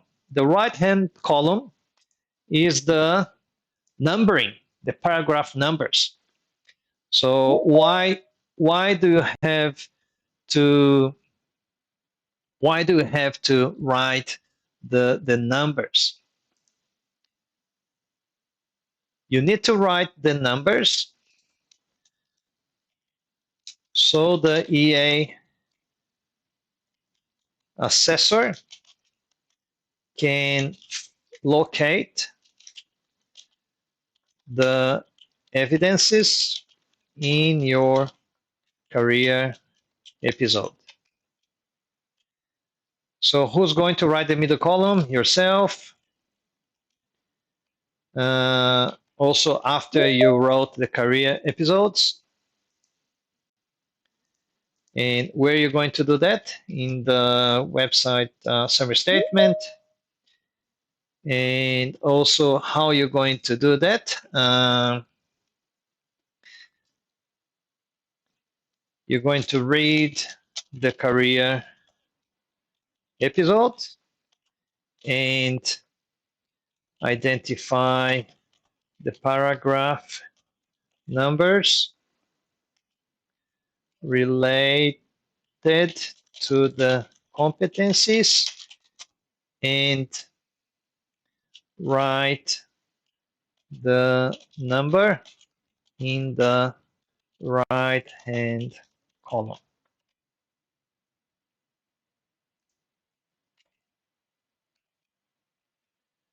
All right.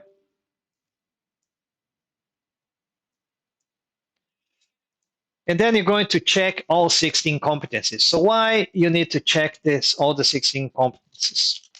To make sure you've addressed all 16 competencies. You need to make sure that you've addressed all 16 competencies. If you haven't, you're not going to be competent, and then you're not going to pass.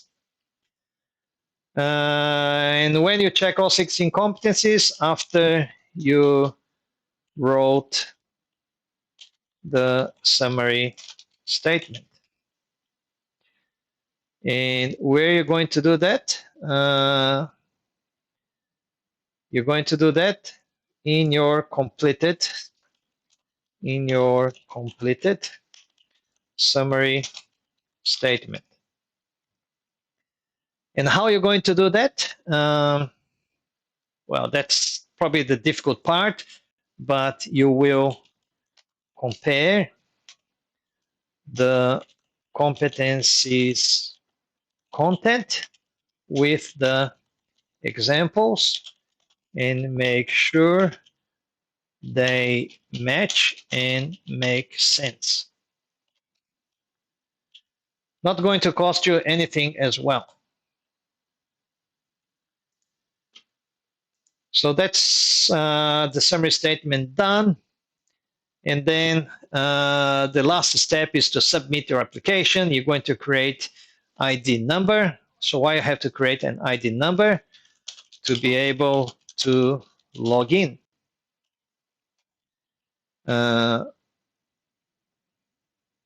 Who is going to do that? It's going to be yourself. When you're going to do that, I don't bother with this until the end of the process. A lot of people, they want to do right in the beginning, but you know, you don't need to worry too much. You just need to do that when you apply. Yeah. So obviously, before applying. And where you're going to do that? In the EA website. So you need to do in the EA website. And how are you going to do that? Access the EA website and create your login details and password. It doesn't cost you anything for that. And then you've got to select the services to be provided by EA.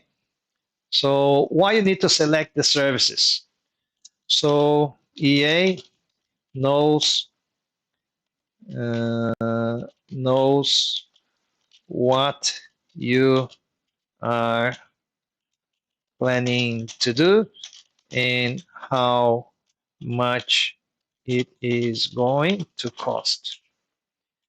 Depending on the type of service that you choose EA to do, it's going to cost you $900 or it's going to cost you $1,300. So who's going to do it? It's going to be yourself. And when you're going to do that? During application. Where is going to be in the EA website. And how you're going to do that?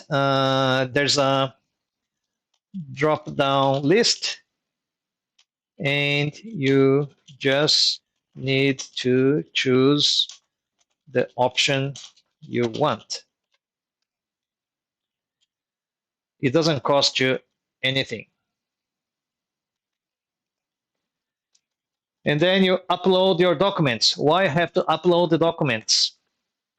So the EA assessor has the documents to verify and assess the content.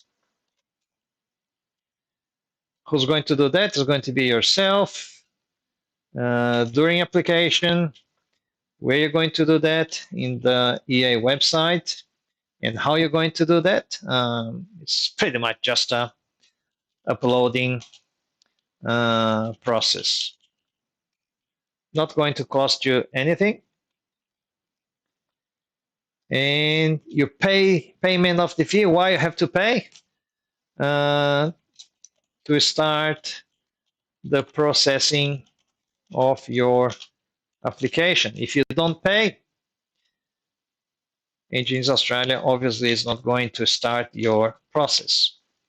So that's going to be yourself during application in the EA website. And how you do that?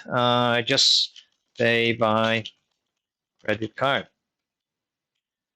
And that's going to cost you somehow something between $950 to probably $1,500, depending on the services that you choose. And finally, submit application. Why submit application? To start the process. And that's going to be yourself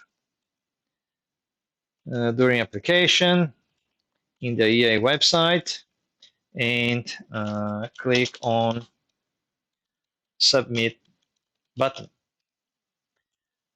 Doesn't cost you anything. And in a nutshell, that's obviously a very rough action plan to help you to organize yourself. Remember, it's going to be a lot of things that you need to do. And I expect that in this action plan, you're probably going to insert some lines and then break down some of the actions so you can be more specific. So the idea of the action plan is for you to have a think about really everything that you need to do, the time frame, how much is going to cost, and make sure that you don't, you can add a column here if you completed or status. You can see that's in progress or it's in delayed or whatever. So you have something to monitor your progress as well. Okay. A bit tired, but what did you think about this very quick template? Did you find it useful?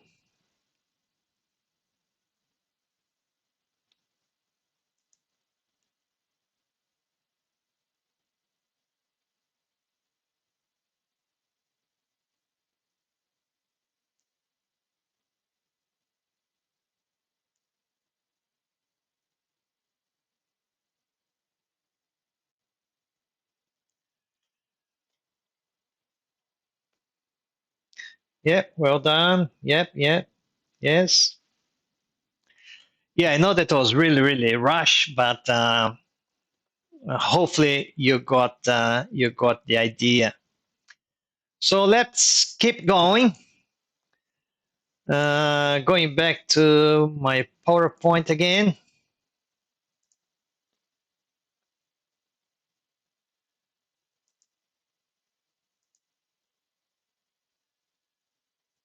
Yeah, thank you very much, guys, that you stayed with me until now. And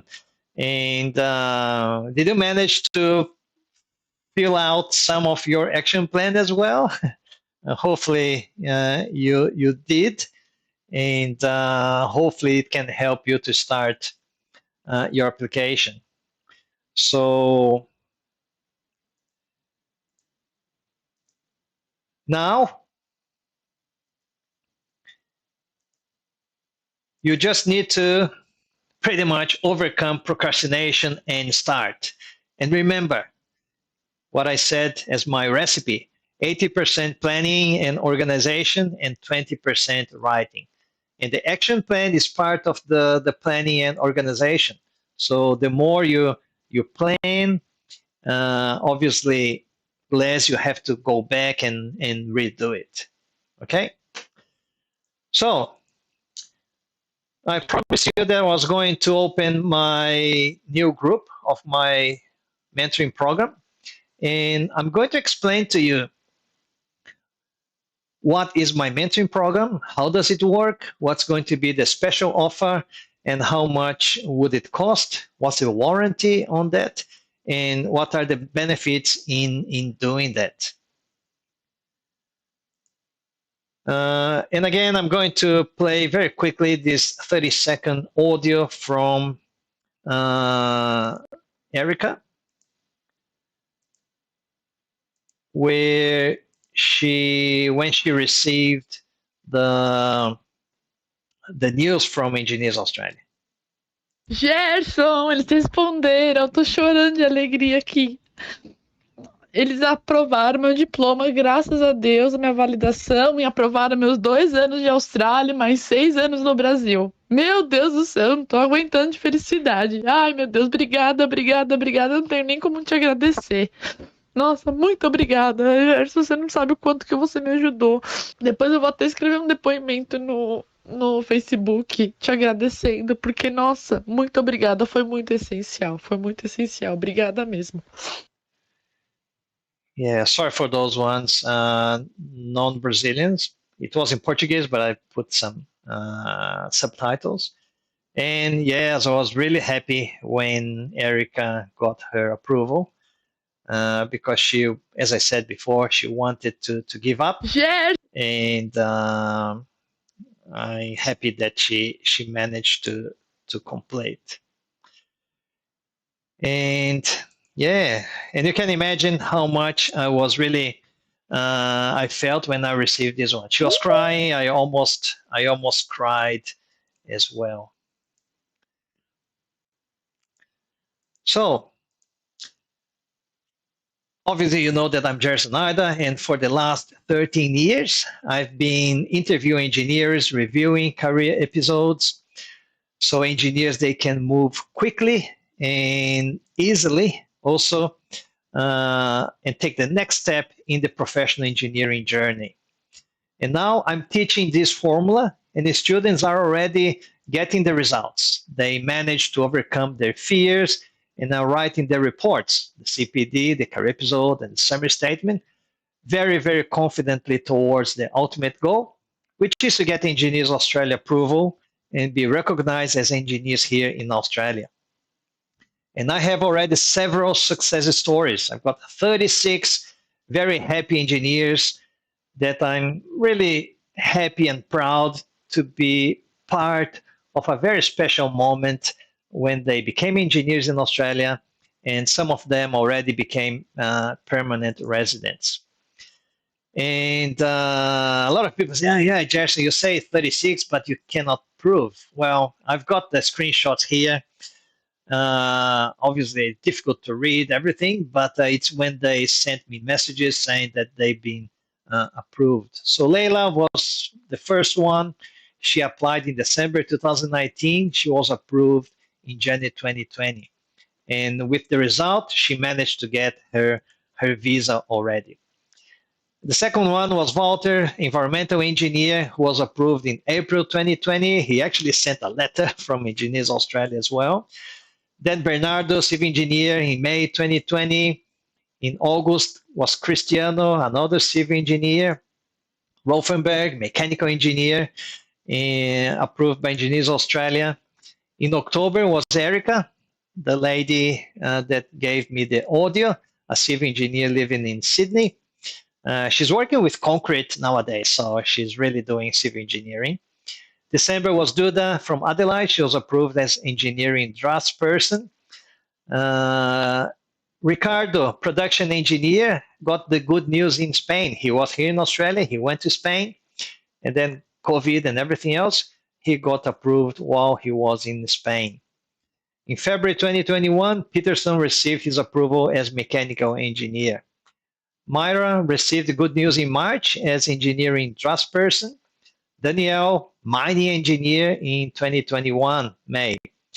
And Vinicius approved as electrical engineer in 2021, July. Alison approved as electronics engineer in August 2021. Interesting that he was working in IKEA. I think he was replacing shelves. But as soon as he got his approval as electronics engineer, he was then promoted to engineer working in the IT department in IKEA. Guilherme was very happy in September 2021, approved as mechanical engineer. Andre was approved in civil engineer in September. Marceli in October, civil engineer. Another Andre in civil engineer 2021. Rodrigo approved as production engineer 2021. Again in November, Marcos, a civil engineer. April 2022, Rodrigo as mechanical engineer. In July 2022, Camila as mechatronics engineer. She's actually an aeronautical engineer, but she applied as mechatronic engineer. November 22, Milton got his validations production engineer. December 22, Marta got her validations chemical engineer. 23, Aline got her validations engineering technologist. April 23, Lloyd from the Philippines. You know, your colleague from Philippines got his validations production engineer. May 23, Andre as environmental engineer. June 23, Bruno as engineering technologist, and he did the post-it note challenge as well. In July 23, Felipe from Brazil, validation as automation and control engineer. A day later, Rafael from Brazil got his validation as product design engineer. August 23, Rafael from Brazil got chemical engineer. October, Rodrigo as civil engineer. In November, Bruna got her validation as industrial engineer. In November 23, Carla got her validation as environmental engineer. Jari got in January 24 as mechanical engineer. In February 24, Luan from Gold Coast validated as civil engineer. In March 24, Jivago from Brisbane validated as civil engineer. And you can be the next validated engineer in Australia. I'm opening the registration for my validation formula mentoring program, my online program to teach you how to learn a structured method. The way that I taught you guys to put together this action plan is just a fraction of how I teach you guys to write the career episodes, the summary statement. I give a lot of examples, and I'm going to show you how I do this. You may know, maybe not, but the validation formula, that's the name of my mentoring program, is where I compile my experience of 30 years as an engineer and 18 years working as a recognized engineer here in Australia. My mentoring program, I've got an online course with 25 modules in the style of video lessons where you can watch the video lessons at your own time. The videos are short in duration. They vary between 5 minutes, 10 minutes. Some, they are half an hour, but the majority, they're short duration, so you can digest the content and take notes. I've done some, the bonuses are going to be some tools that I developed to help you to organize. And I give you several practical examples of how you can prepare your CDR in a solid and consistent way, substantially improving your chances of being approved by Engineers Australia. Does that mean it's unique? Even though I haven't seen anything like it, I don't think it's unique. Probably there are other mentoring programs like that. Does that mean it's the best? Not necessarily. For me, I think it's the best. I've got 100% approval rate so far. Is it guaranteed that my CDR will be approved by Engineers Australia? Unfortunately, I cannot guarantee because you are going to do it. It's not me. If I was going to do it, yes, certainly was going to be approved. But because you are going to do it, I need to make sure that you follow my methodology, you follow my formula. If you follow my formula, pretty sure you have really, really good chances that it will be approved. And with the validation formula mentoring, you will learn how to make your CDR stronger and with much better chances of being approved by Engineers Australia. It's a proven method with my own approval and now with the approval of other 36 engineers. So what's the investment required to be part of the next class of the online mentoring program, validation formula? Is it now that I'm going to tell you how much that's going to cost? Not quite yet. I'm going to do a special offer and include 9 extra bonuses totally for free. And I'm going to explain to you what are those extra bonuses. The first one is the VIP group in Telegram app. You'll be part of a VIP group just with my mentoring students where you guys can exchange experiences and also ask me questions. When you are working your validation process, you have a question, you put in the Telegram group your question, and I will answer in the group, which means that everybody has access to the answers that I give. So if somebody else asks a question about the validation process, you will also get the answer. It means that in the future, if you're going to have that question, you're not going to have anymore because you know the answer already. So it's important to note that the mentoring is not a review of documents. However, you can send me the reference letters and the CPD, and I will provide feedback as a special bonus. Normally, the price is $850. You get that for free. And I'm migrating from Telegram to WhatsApp.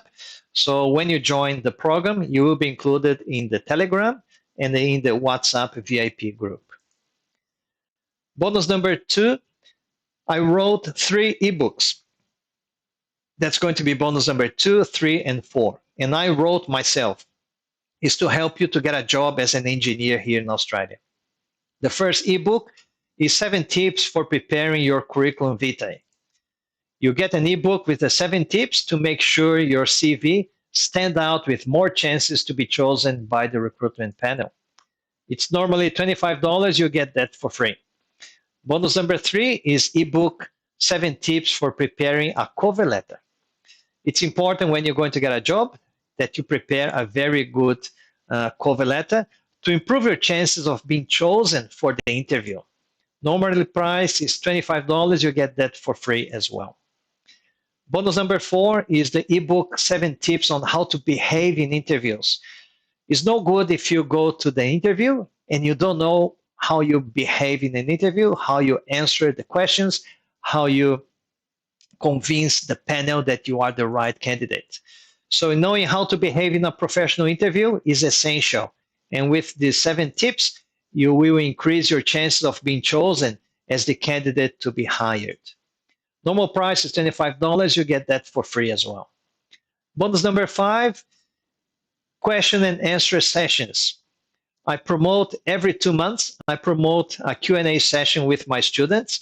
It's a live session where for 90 minutes, I am live, normally either on Saturday or Sunday, and my students, they come to the live session and they ask me questions, and we have a chat, and I can explain if they have any particular question about their validation process.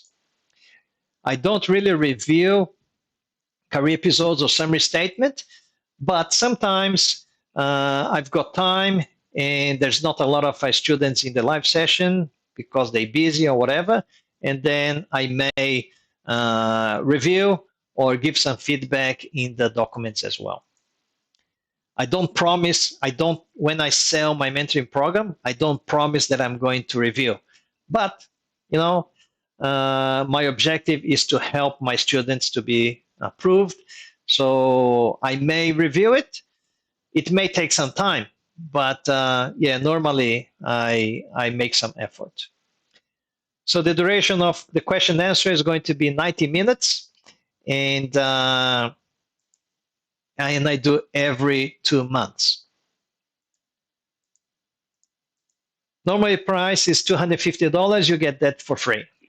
Bonus number 6 is the skeleton action plan using 5W2H methodology, pretty much what we did tonight.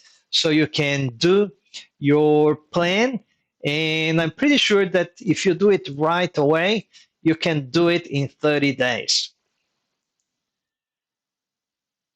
Once you watch the 25 modules, it's important that you watch all the 25 modules, all the classes, before you start writing your career episodes. I don't like when my students, they start writing before they finish the classes. And in my system that I developed, I can check how many classes, how many modules each student they already watched. So when in the live sessions, when they are asking some questions, I know if they already watched the classes or not. And if they start asking questions, politely I'll say, sorry, but I saw that you didn't watch all the classes, so I would like to ask you to watch the classes first, because I answer those questions pretty much in the classes. So normal price is $25. You get that for free. And bonus number 7, I think, is one of the most valuable bonus that I have: compilation and feedback. Validation from students, you have access to a preview of a compilation of comments and feedbacks that are provided to some students. It's a document with 13 pages of comments and feedback, where there are things that the students did very right and things that the students didn't really do very right. So when you read the document, you know a lot of the mistakes that students they made and a lot of the things that students they did right. So especially the mistakes. If you read the document, if you don't do the mistakes, you will be very, very successful. The normal price is $300. You get that for free as well. And bonus number 8, the Career Episode Planning and Summary Statement Assistant. It's an Excel planning tool that I've got the Summary Statement Assistant, Academic Work Experience Planner, and the checklist of the 16 competencies. These are tools to help you to organize your examples, to help you organize your thinking, where you can take notes of your examples, and it will help you to write much easily the career episodes and the summary statement. Normal price is $100. You get that for free as well. And bonus number 9 is the meeting of validation form students. I'm actually doing this together with the question and answer. I invite all validation formula students, those ones that validated already, those ones that are still in the process, and I invite them to share experiences. Obviously, the students that they can attend, they attend. There are students that they cannot attend, and unfortunately, I cannot force them, but I invite everybody and we exchange information. And the important thing is to exchange information, sharing the difficulties that they faced and some strategies that they applied as well. So for those ones that are in the journey, obviously they can learn with others that already been successful. And I'm saying that I was going to promote twice a year, but actually I'm promoting that every 2 months as well. Normal price is $200. You get that for free. So if you add up all of these bonuses, the total amount is $1,800 just in bonus, and you get that for free. And when you think of the benefits of having a structured method that is based on experience, that to save you time and being prepared, the CDR by being structured, this may be the difference between able to apply for a future visa or not. Remember, if you don't validate your qualification, you are not going to be able to apply for a skilled visa. And considering that the cost in the market, according to some engineers who quoted with consultants and agents, if you're going to engage a consultant, a one-on-one consulting service, it's probably going to cost you between $4,000 and $7,000. If I was going to give a private consulting service, I estimate about 30 hours of service. You multiply by $300 an hour, that's already a $9,000 service. But I know, because I was an international student as well, I didn't have $9,000 at the time. And it's a lot of money. So take into account that it's a lot of money. That's why I did this mentoring as a group, because then I can split the costs and make it affordable and much, much cheaper for you guys. So you guys can really take advantage of the lower investment and make sure that you have a very good quality product. And take into account that you can get recognition of your engineering profession, can give you a chance to get a job, possibly that would pay you 70, 60, 70, 80, $100,000 a year for several years.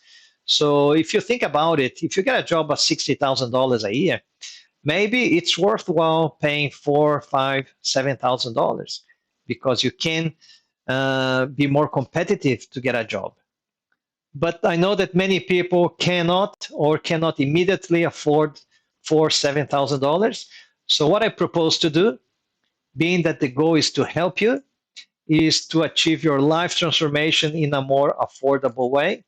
The investment for you to secure a place in the next class of the validation formula is going to be just $1,747. Just a fraction of what a one-on-one consulting would cost. It's really a great opportunity to begin your journey towards validating your engineering degree in Australia. And I said to you that I was going to give you a special offer. I'm going to give you a discount of $600 until Thursday, the day after tomorrow, 11:59 p.m. Brisbane time. So it's going to be just 2 days, Thursday, 8th of August, 11:59 p.m. You just pay 1,147 Australian dollars. And you're still going to get the discount and the 9 bonuses. From Friday, if you procrastinate and then Friday you decide, now I'm going to enroll in the mentoring program, when you access the website, the discount is going to drop to $400 for the first 20 students. The investment is still quite good, $1,347, and you still get the 9 bonuses as well. But if I was you, I wouldn't really wait until Friday. You've got Wednesday and Thursday to enroll now. And after the 20th student, the investment goes back to 1,747. And tomorrow morning, I'm sending an email to my list of my mailing list. I've got about 3,760 in my mailing list as well. So the special offer is a real win-win strategy. You supported me by having participated in the workshop, and I thank you guys very much for that.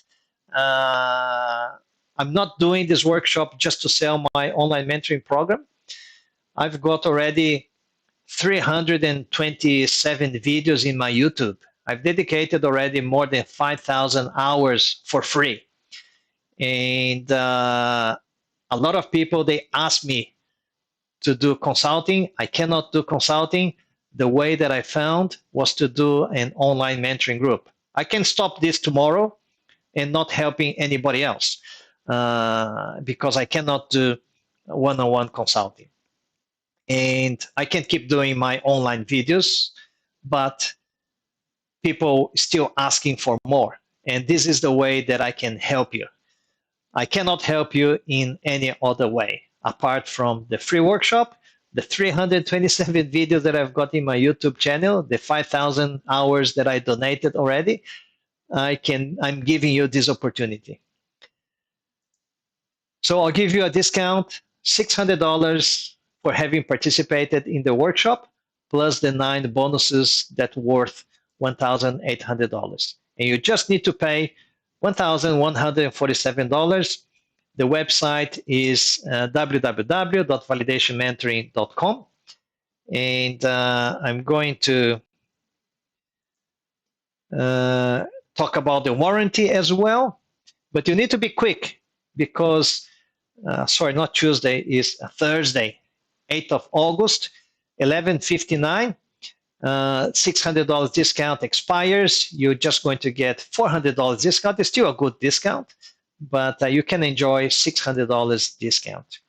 And just the bonuses, they're worth $1,800. You get almost 1.5 times just in bonuses, plus the mentoring program. And if you're already excited about the online mentoring program with a special offer, $600 and the 9 bonuses, let me tell you about the warranty for this mentoring. In the first 30 days, if you have had no benefit through the validation formula in my mentoring on Telegram and WhatsApp, in providing a learning for a stronger CDR application, you just need to email me with a copy of your CDRs to demonstrate that you at least try to prepare the documentation, and saying that the classes and the mentoring in the Telegram didn't add any value to your application. And I will return 100% of the amount that you paid for the validation form. If you paid $1,147, I will return everything. I'm not even going to discount the fee that the credit card they charge me. You pay $1,147. I end up getting $1,050 about, and if you return, I will return the full amount. So I'll be in a loss, but that's all right, because I know that you're not going to ask to return, because I know that's going to add value to you. I'm 100% confident. So that's it. You're not at any risk. It's very simple as that. And you can start the dream of transformation into reality by being recognized as an engineering professional in Australia. And with just that small investment, with a special offer, you can start your validation journey tonight. If you join tonight, you get an email and you can access my mentoring portal straight away. And I'm going to share with you the mentoring portal so you know what you're going to get when you join the program. So this is where you visit. I'm going to put in the chat. You visit here, and then you can purchase in here. And I explain everything about the bonuses and everything else. There's some testimonies here as well. If you have any question, you can send us here in the corner. There is a message that you can send it to me. And if you're happy, you just click on this button, and then you add to the cart. The discount is already here. And then once it's in the cart, you see the discount $600. You proceed to checkout. And here you will put your details, your username and password. You can pay by credit card. You can pay by direct bank transfer. If you choose to do direct bank transfer, you'll get an email with my bank accounts. And then once you do your transfer, you send me an email with the receipt. And once the funds are clear in the bank, you'll get access to the portal. And then you place an order. Can you split the payment? With a special offer, you cannot. To be able to enjoy the $600 discount, you cannot split the payment. If you miss the discount, if you join on Friday with the $400 discount, then you can split the payment in 3 payments, a deposit plus another 2 payments, 30 and 60 days, but $50 for the split payment in the first deposit. So once you get the access, you will you'll be able to access my mentoring program. So then you gotta do your login. So if I do the login here,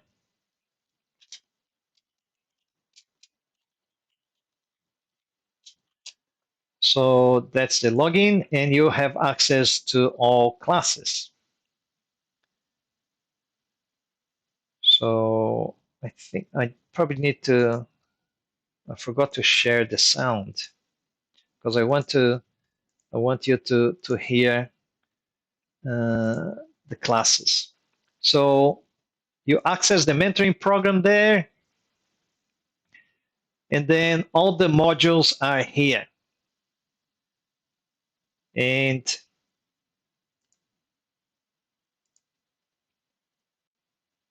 And the classes are like this. Welcome to this module. You will find 2 players. I'm testing the 2 players. One player is I'm testing which player is better. They all have the same content, but you will find we'll be the covering classes. the continuing professional development state with developments within this that the certificate participate. Short courses, questions about the CPD, diploma of business, English, you are. So that's how the classes are done. And then, for example, the competencies.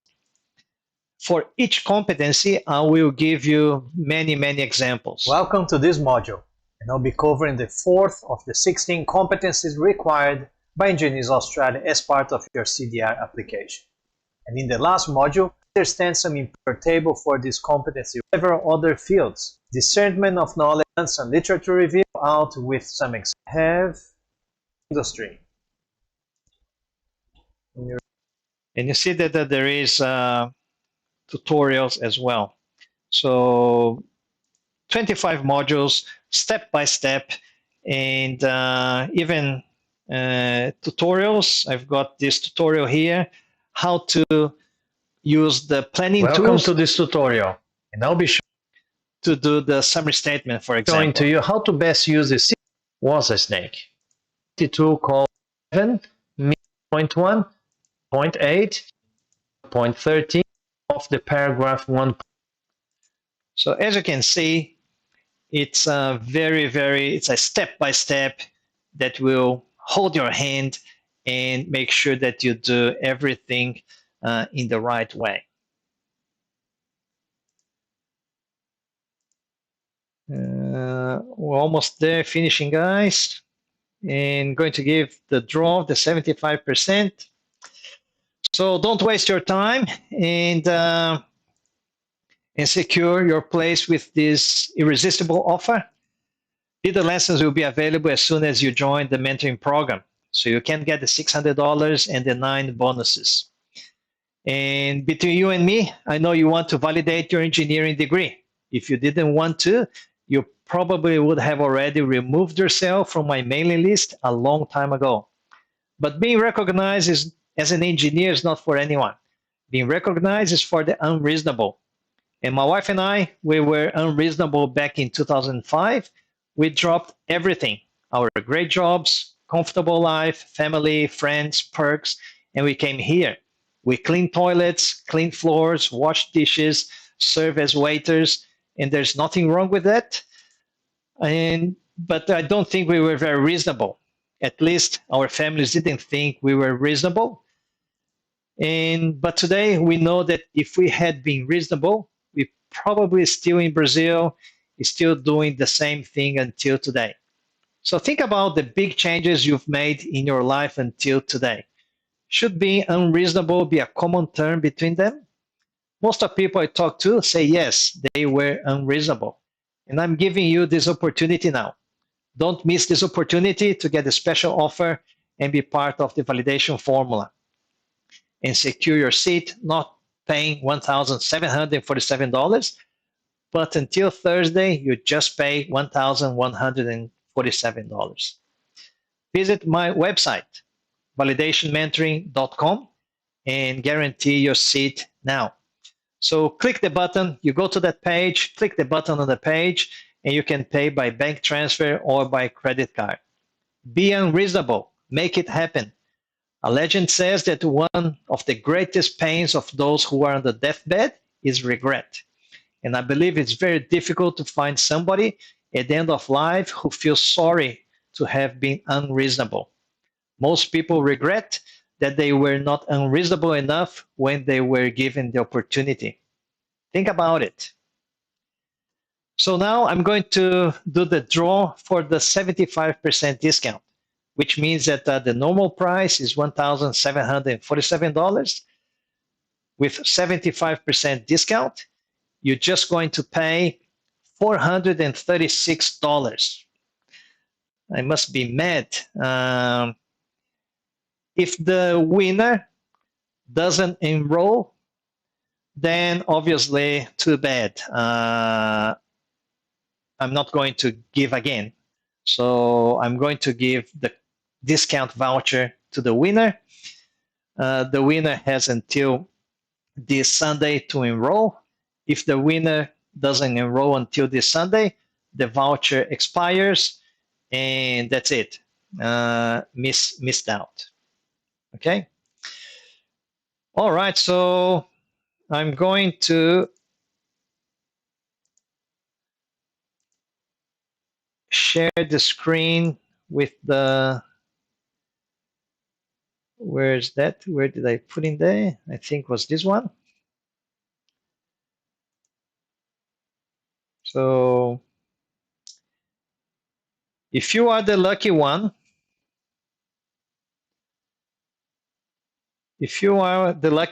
and I didn't see your stories because you're in the private or something like that, you can send me the direct message. All right, so I will refresh this one. And so I'm going to load the comments. All right, who wants to win? 7 comments uploaded successfully. So let's draw the winner.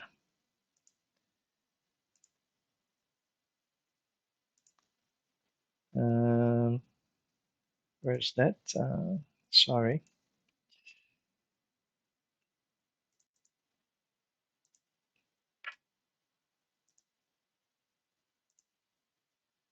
So let's draw the winner.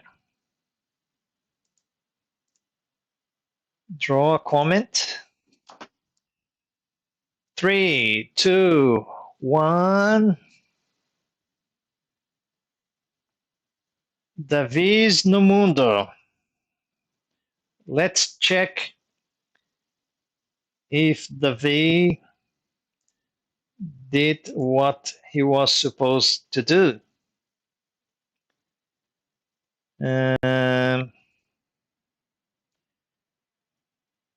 I'll check the post.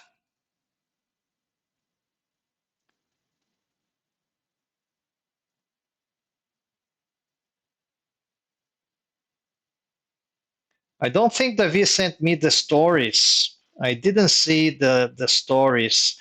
Unless David, you are online. If you did it, but I didn't see it. Send me the screenshot. But David also didn't put the learnings. David, not good.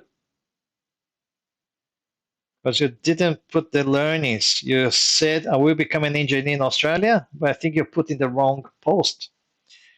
This post was about to put the learnings. So, because David didn't put the learnings, so he did not win. So, we will do an immediate redraw. So, new giveaway. So let's load the comments and we'll draw again. Redo, yes, David, I will redo. We'll do it now. Come on, let 3, 2, 1. SKTGO, I will become an engineer in Australia.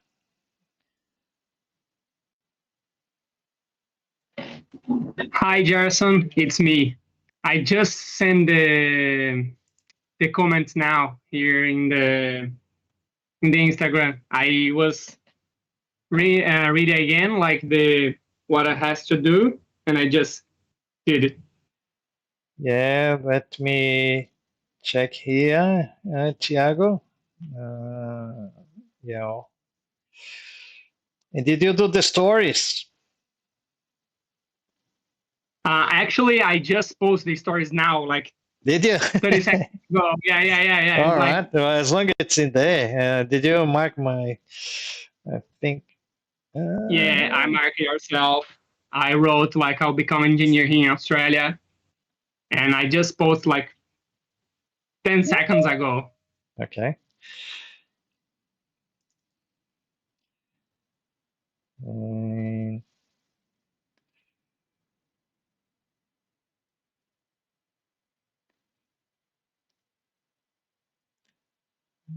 here was comments.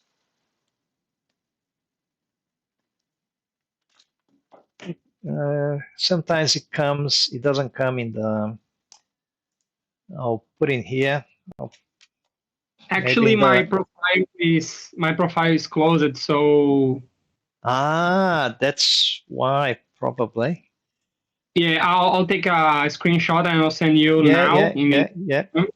yeah. Well, I was check in here. the live.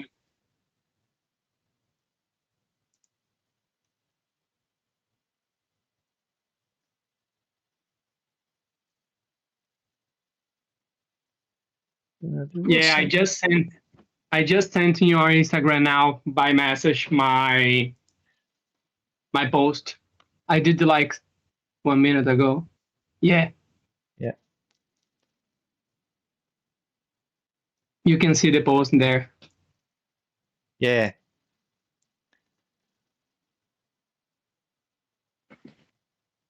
Yeah, that's okay. Do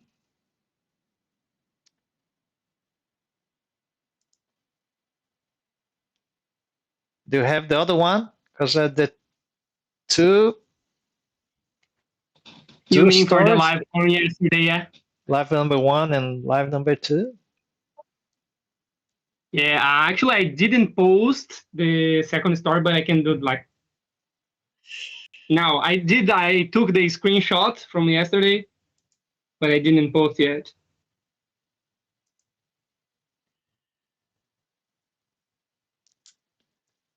All right, I'll talk with you, Thiago. I will have probably to be fair with everybody. I will have to draw again because I think still few things missing. But I'll have a chat with you.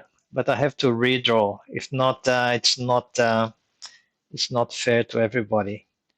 I put here. Just a second.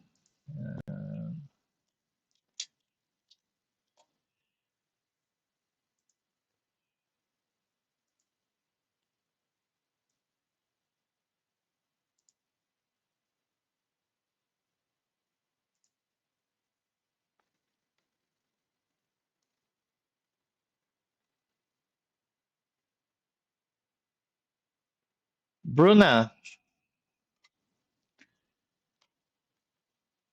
let us check.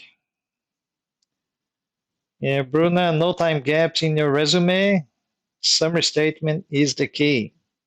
So 2 learnings. She marked Miguel Moon and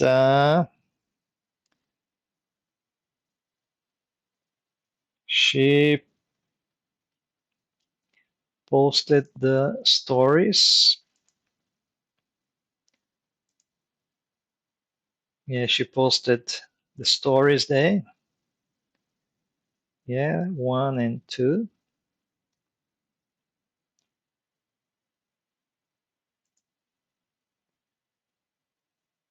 And she wrote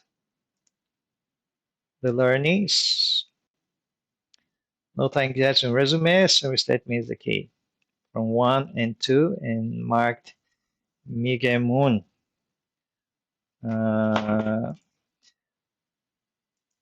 So we just need to know if Bruna is here.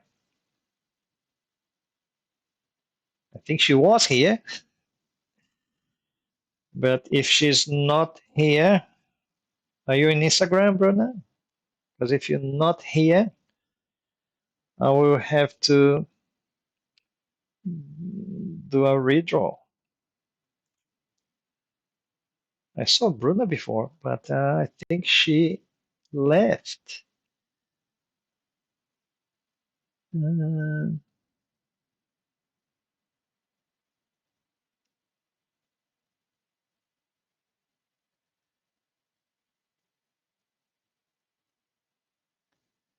yes, 9 p.m. she was here, but looks like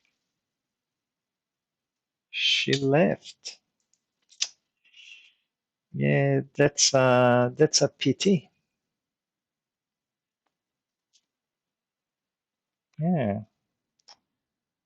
unfortunately,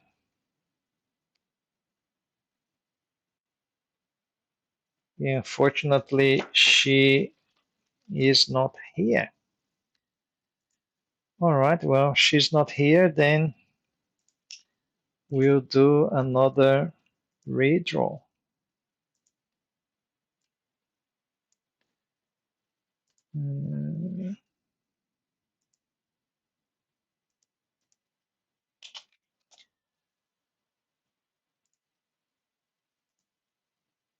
All right. We loaded the comments. And hopefully somebody is here and did the thing. Larissa. Yeah, I'm pretty sure that Larissa did everything.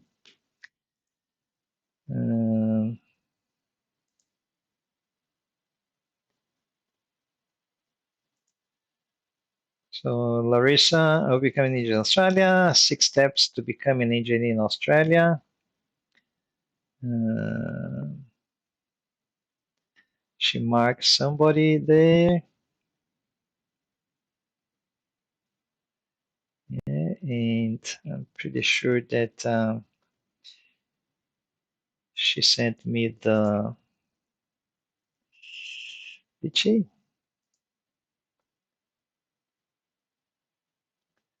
She did mention in the stories, but it disappeared. Yeah, she did mention, and I reposted.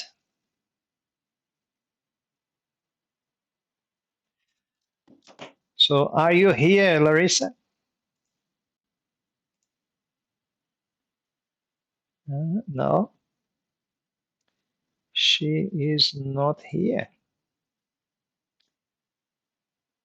Yeah, I think she was here, but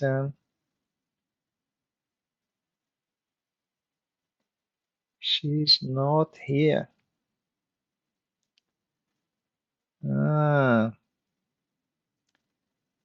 Yeah, she's not here. It's difficult to give away, isn't it? So, unfortunately, didn't win. Not win. So we'll do it again. Come on, somebody that is here.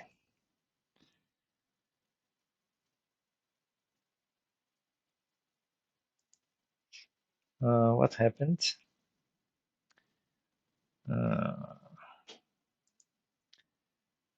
Connect to Facebook. Reconnect.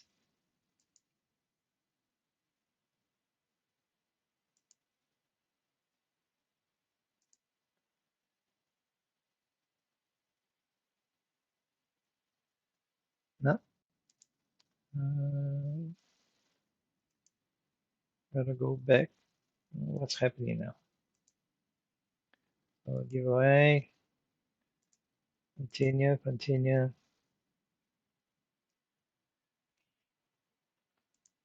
Yeah, that's me. Search post. This post. Load comments. And draw comments. 3, 2, 1. Again, Davis, no? Probably allow the same person doing more than once. No. Somebody that wasn't there. We'll find somebody. Bruna. Oh, she's really lucky, eh?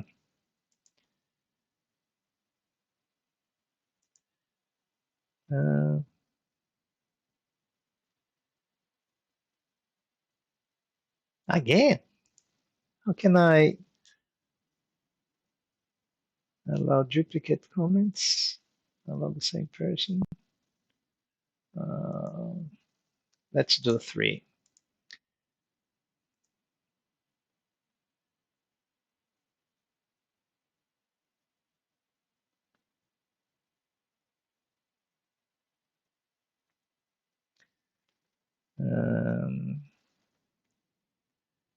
Tiago already gone. Alice.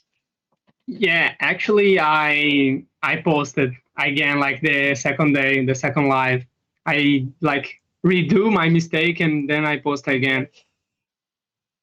Oh, good. Alice, are you here? I'll check if Alice did everything. I'm pretty sure that Alice did everything. Alice, yeah, did the screenshots.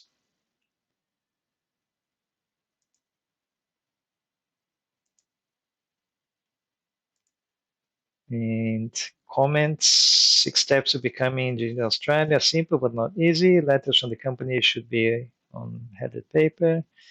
And Davi Barreto, yeah. Good on you. Alice, are you here, Alice? I think Alice is here. Yes, I'm here. Yeah, Yes. well done. Finally. Thank you, Jeff. Yeah, it was not easy to to find somebody. It's not yet. Yeah, and I'm just going to save this one. All right, Win Alice. So looks like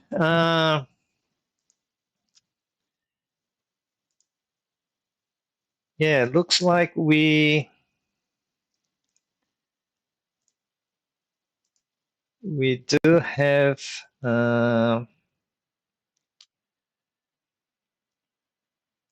we do have 2 winners. So well done, Alice, and well done, Tiago. So you know, guys, I'm not greedy. I think you guys participated, and sometimes it may not be easy to follow all the things, but I know that you guys trying really hard. The real idea of asking you guys to do the stories and post and this and that is to really get engagement and for you to pay attention, and I can help you guys to become an engineer. So exceptionally, we're going to have 2 winners of the 75% discount, Tiago and Alice. And now I'm going to do the draw for the 15 minutes of free consulting, as I promised you guys. So just hold on, Tiago and Alice, because I will ask you guys to turn on your camera so we can take a nice picture, and I can put in the Instagram. So the winner of the 15 minutes of free consulting is going to come from here, the 15 minutes. And I'm going to do just 2 draws. If the person is not here, too bad. Okay? Because I think you guys are tired, because it's been already, wow, 3 hours. 3, 2, 1. Raquel, well, she won already one. So we'll try again. So hopefully somebody that is here. Rafael, I don't know if Rafael is here. Are you here, Rafael? Rafael, I've got Rafael Matos. I don't know if it's the same. Rafael Pig. May not be. We'll try again. I'm here. Are you here? All right. So,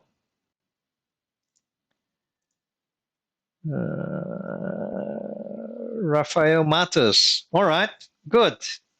So I think, yeah, just didn't recognize you, Rafael. And you put your comments there. Where are you here again? Rafael. Yeah, Rafael Matos.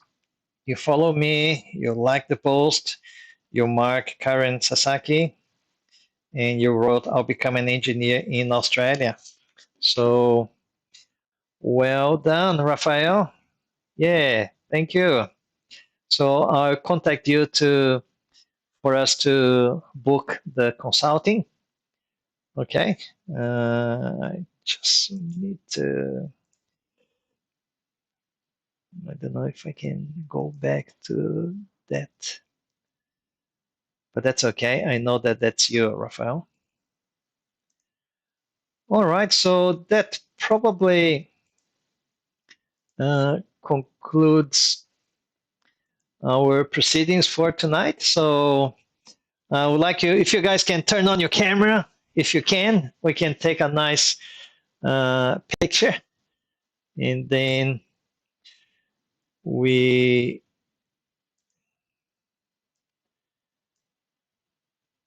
yes.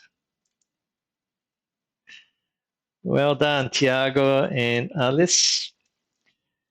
Very nice picture there. And I'll save this one. I think it's missing. Yeah, well, I missed Rafael, so I'll take another picture. So Rafael also gets in there. Everybody, yeah. All right, 3, 2, 1. Very good. All right. Well, certainly, I would like to thank you guys very much. And on Thursday, we have 7 p.m. We're going to have our consulting delivery, 7 p.m. And then I will talk with the others that won so we can schedule the consulting and also answer question and answers. And also make sure that you visit my mentoring program website.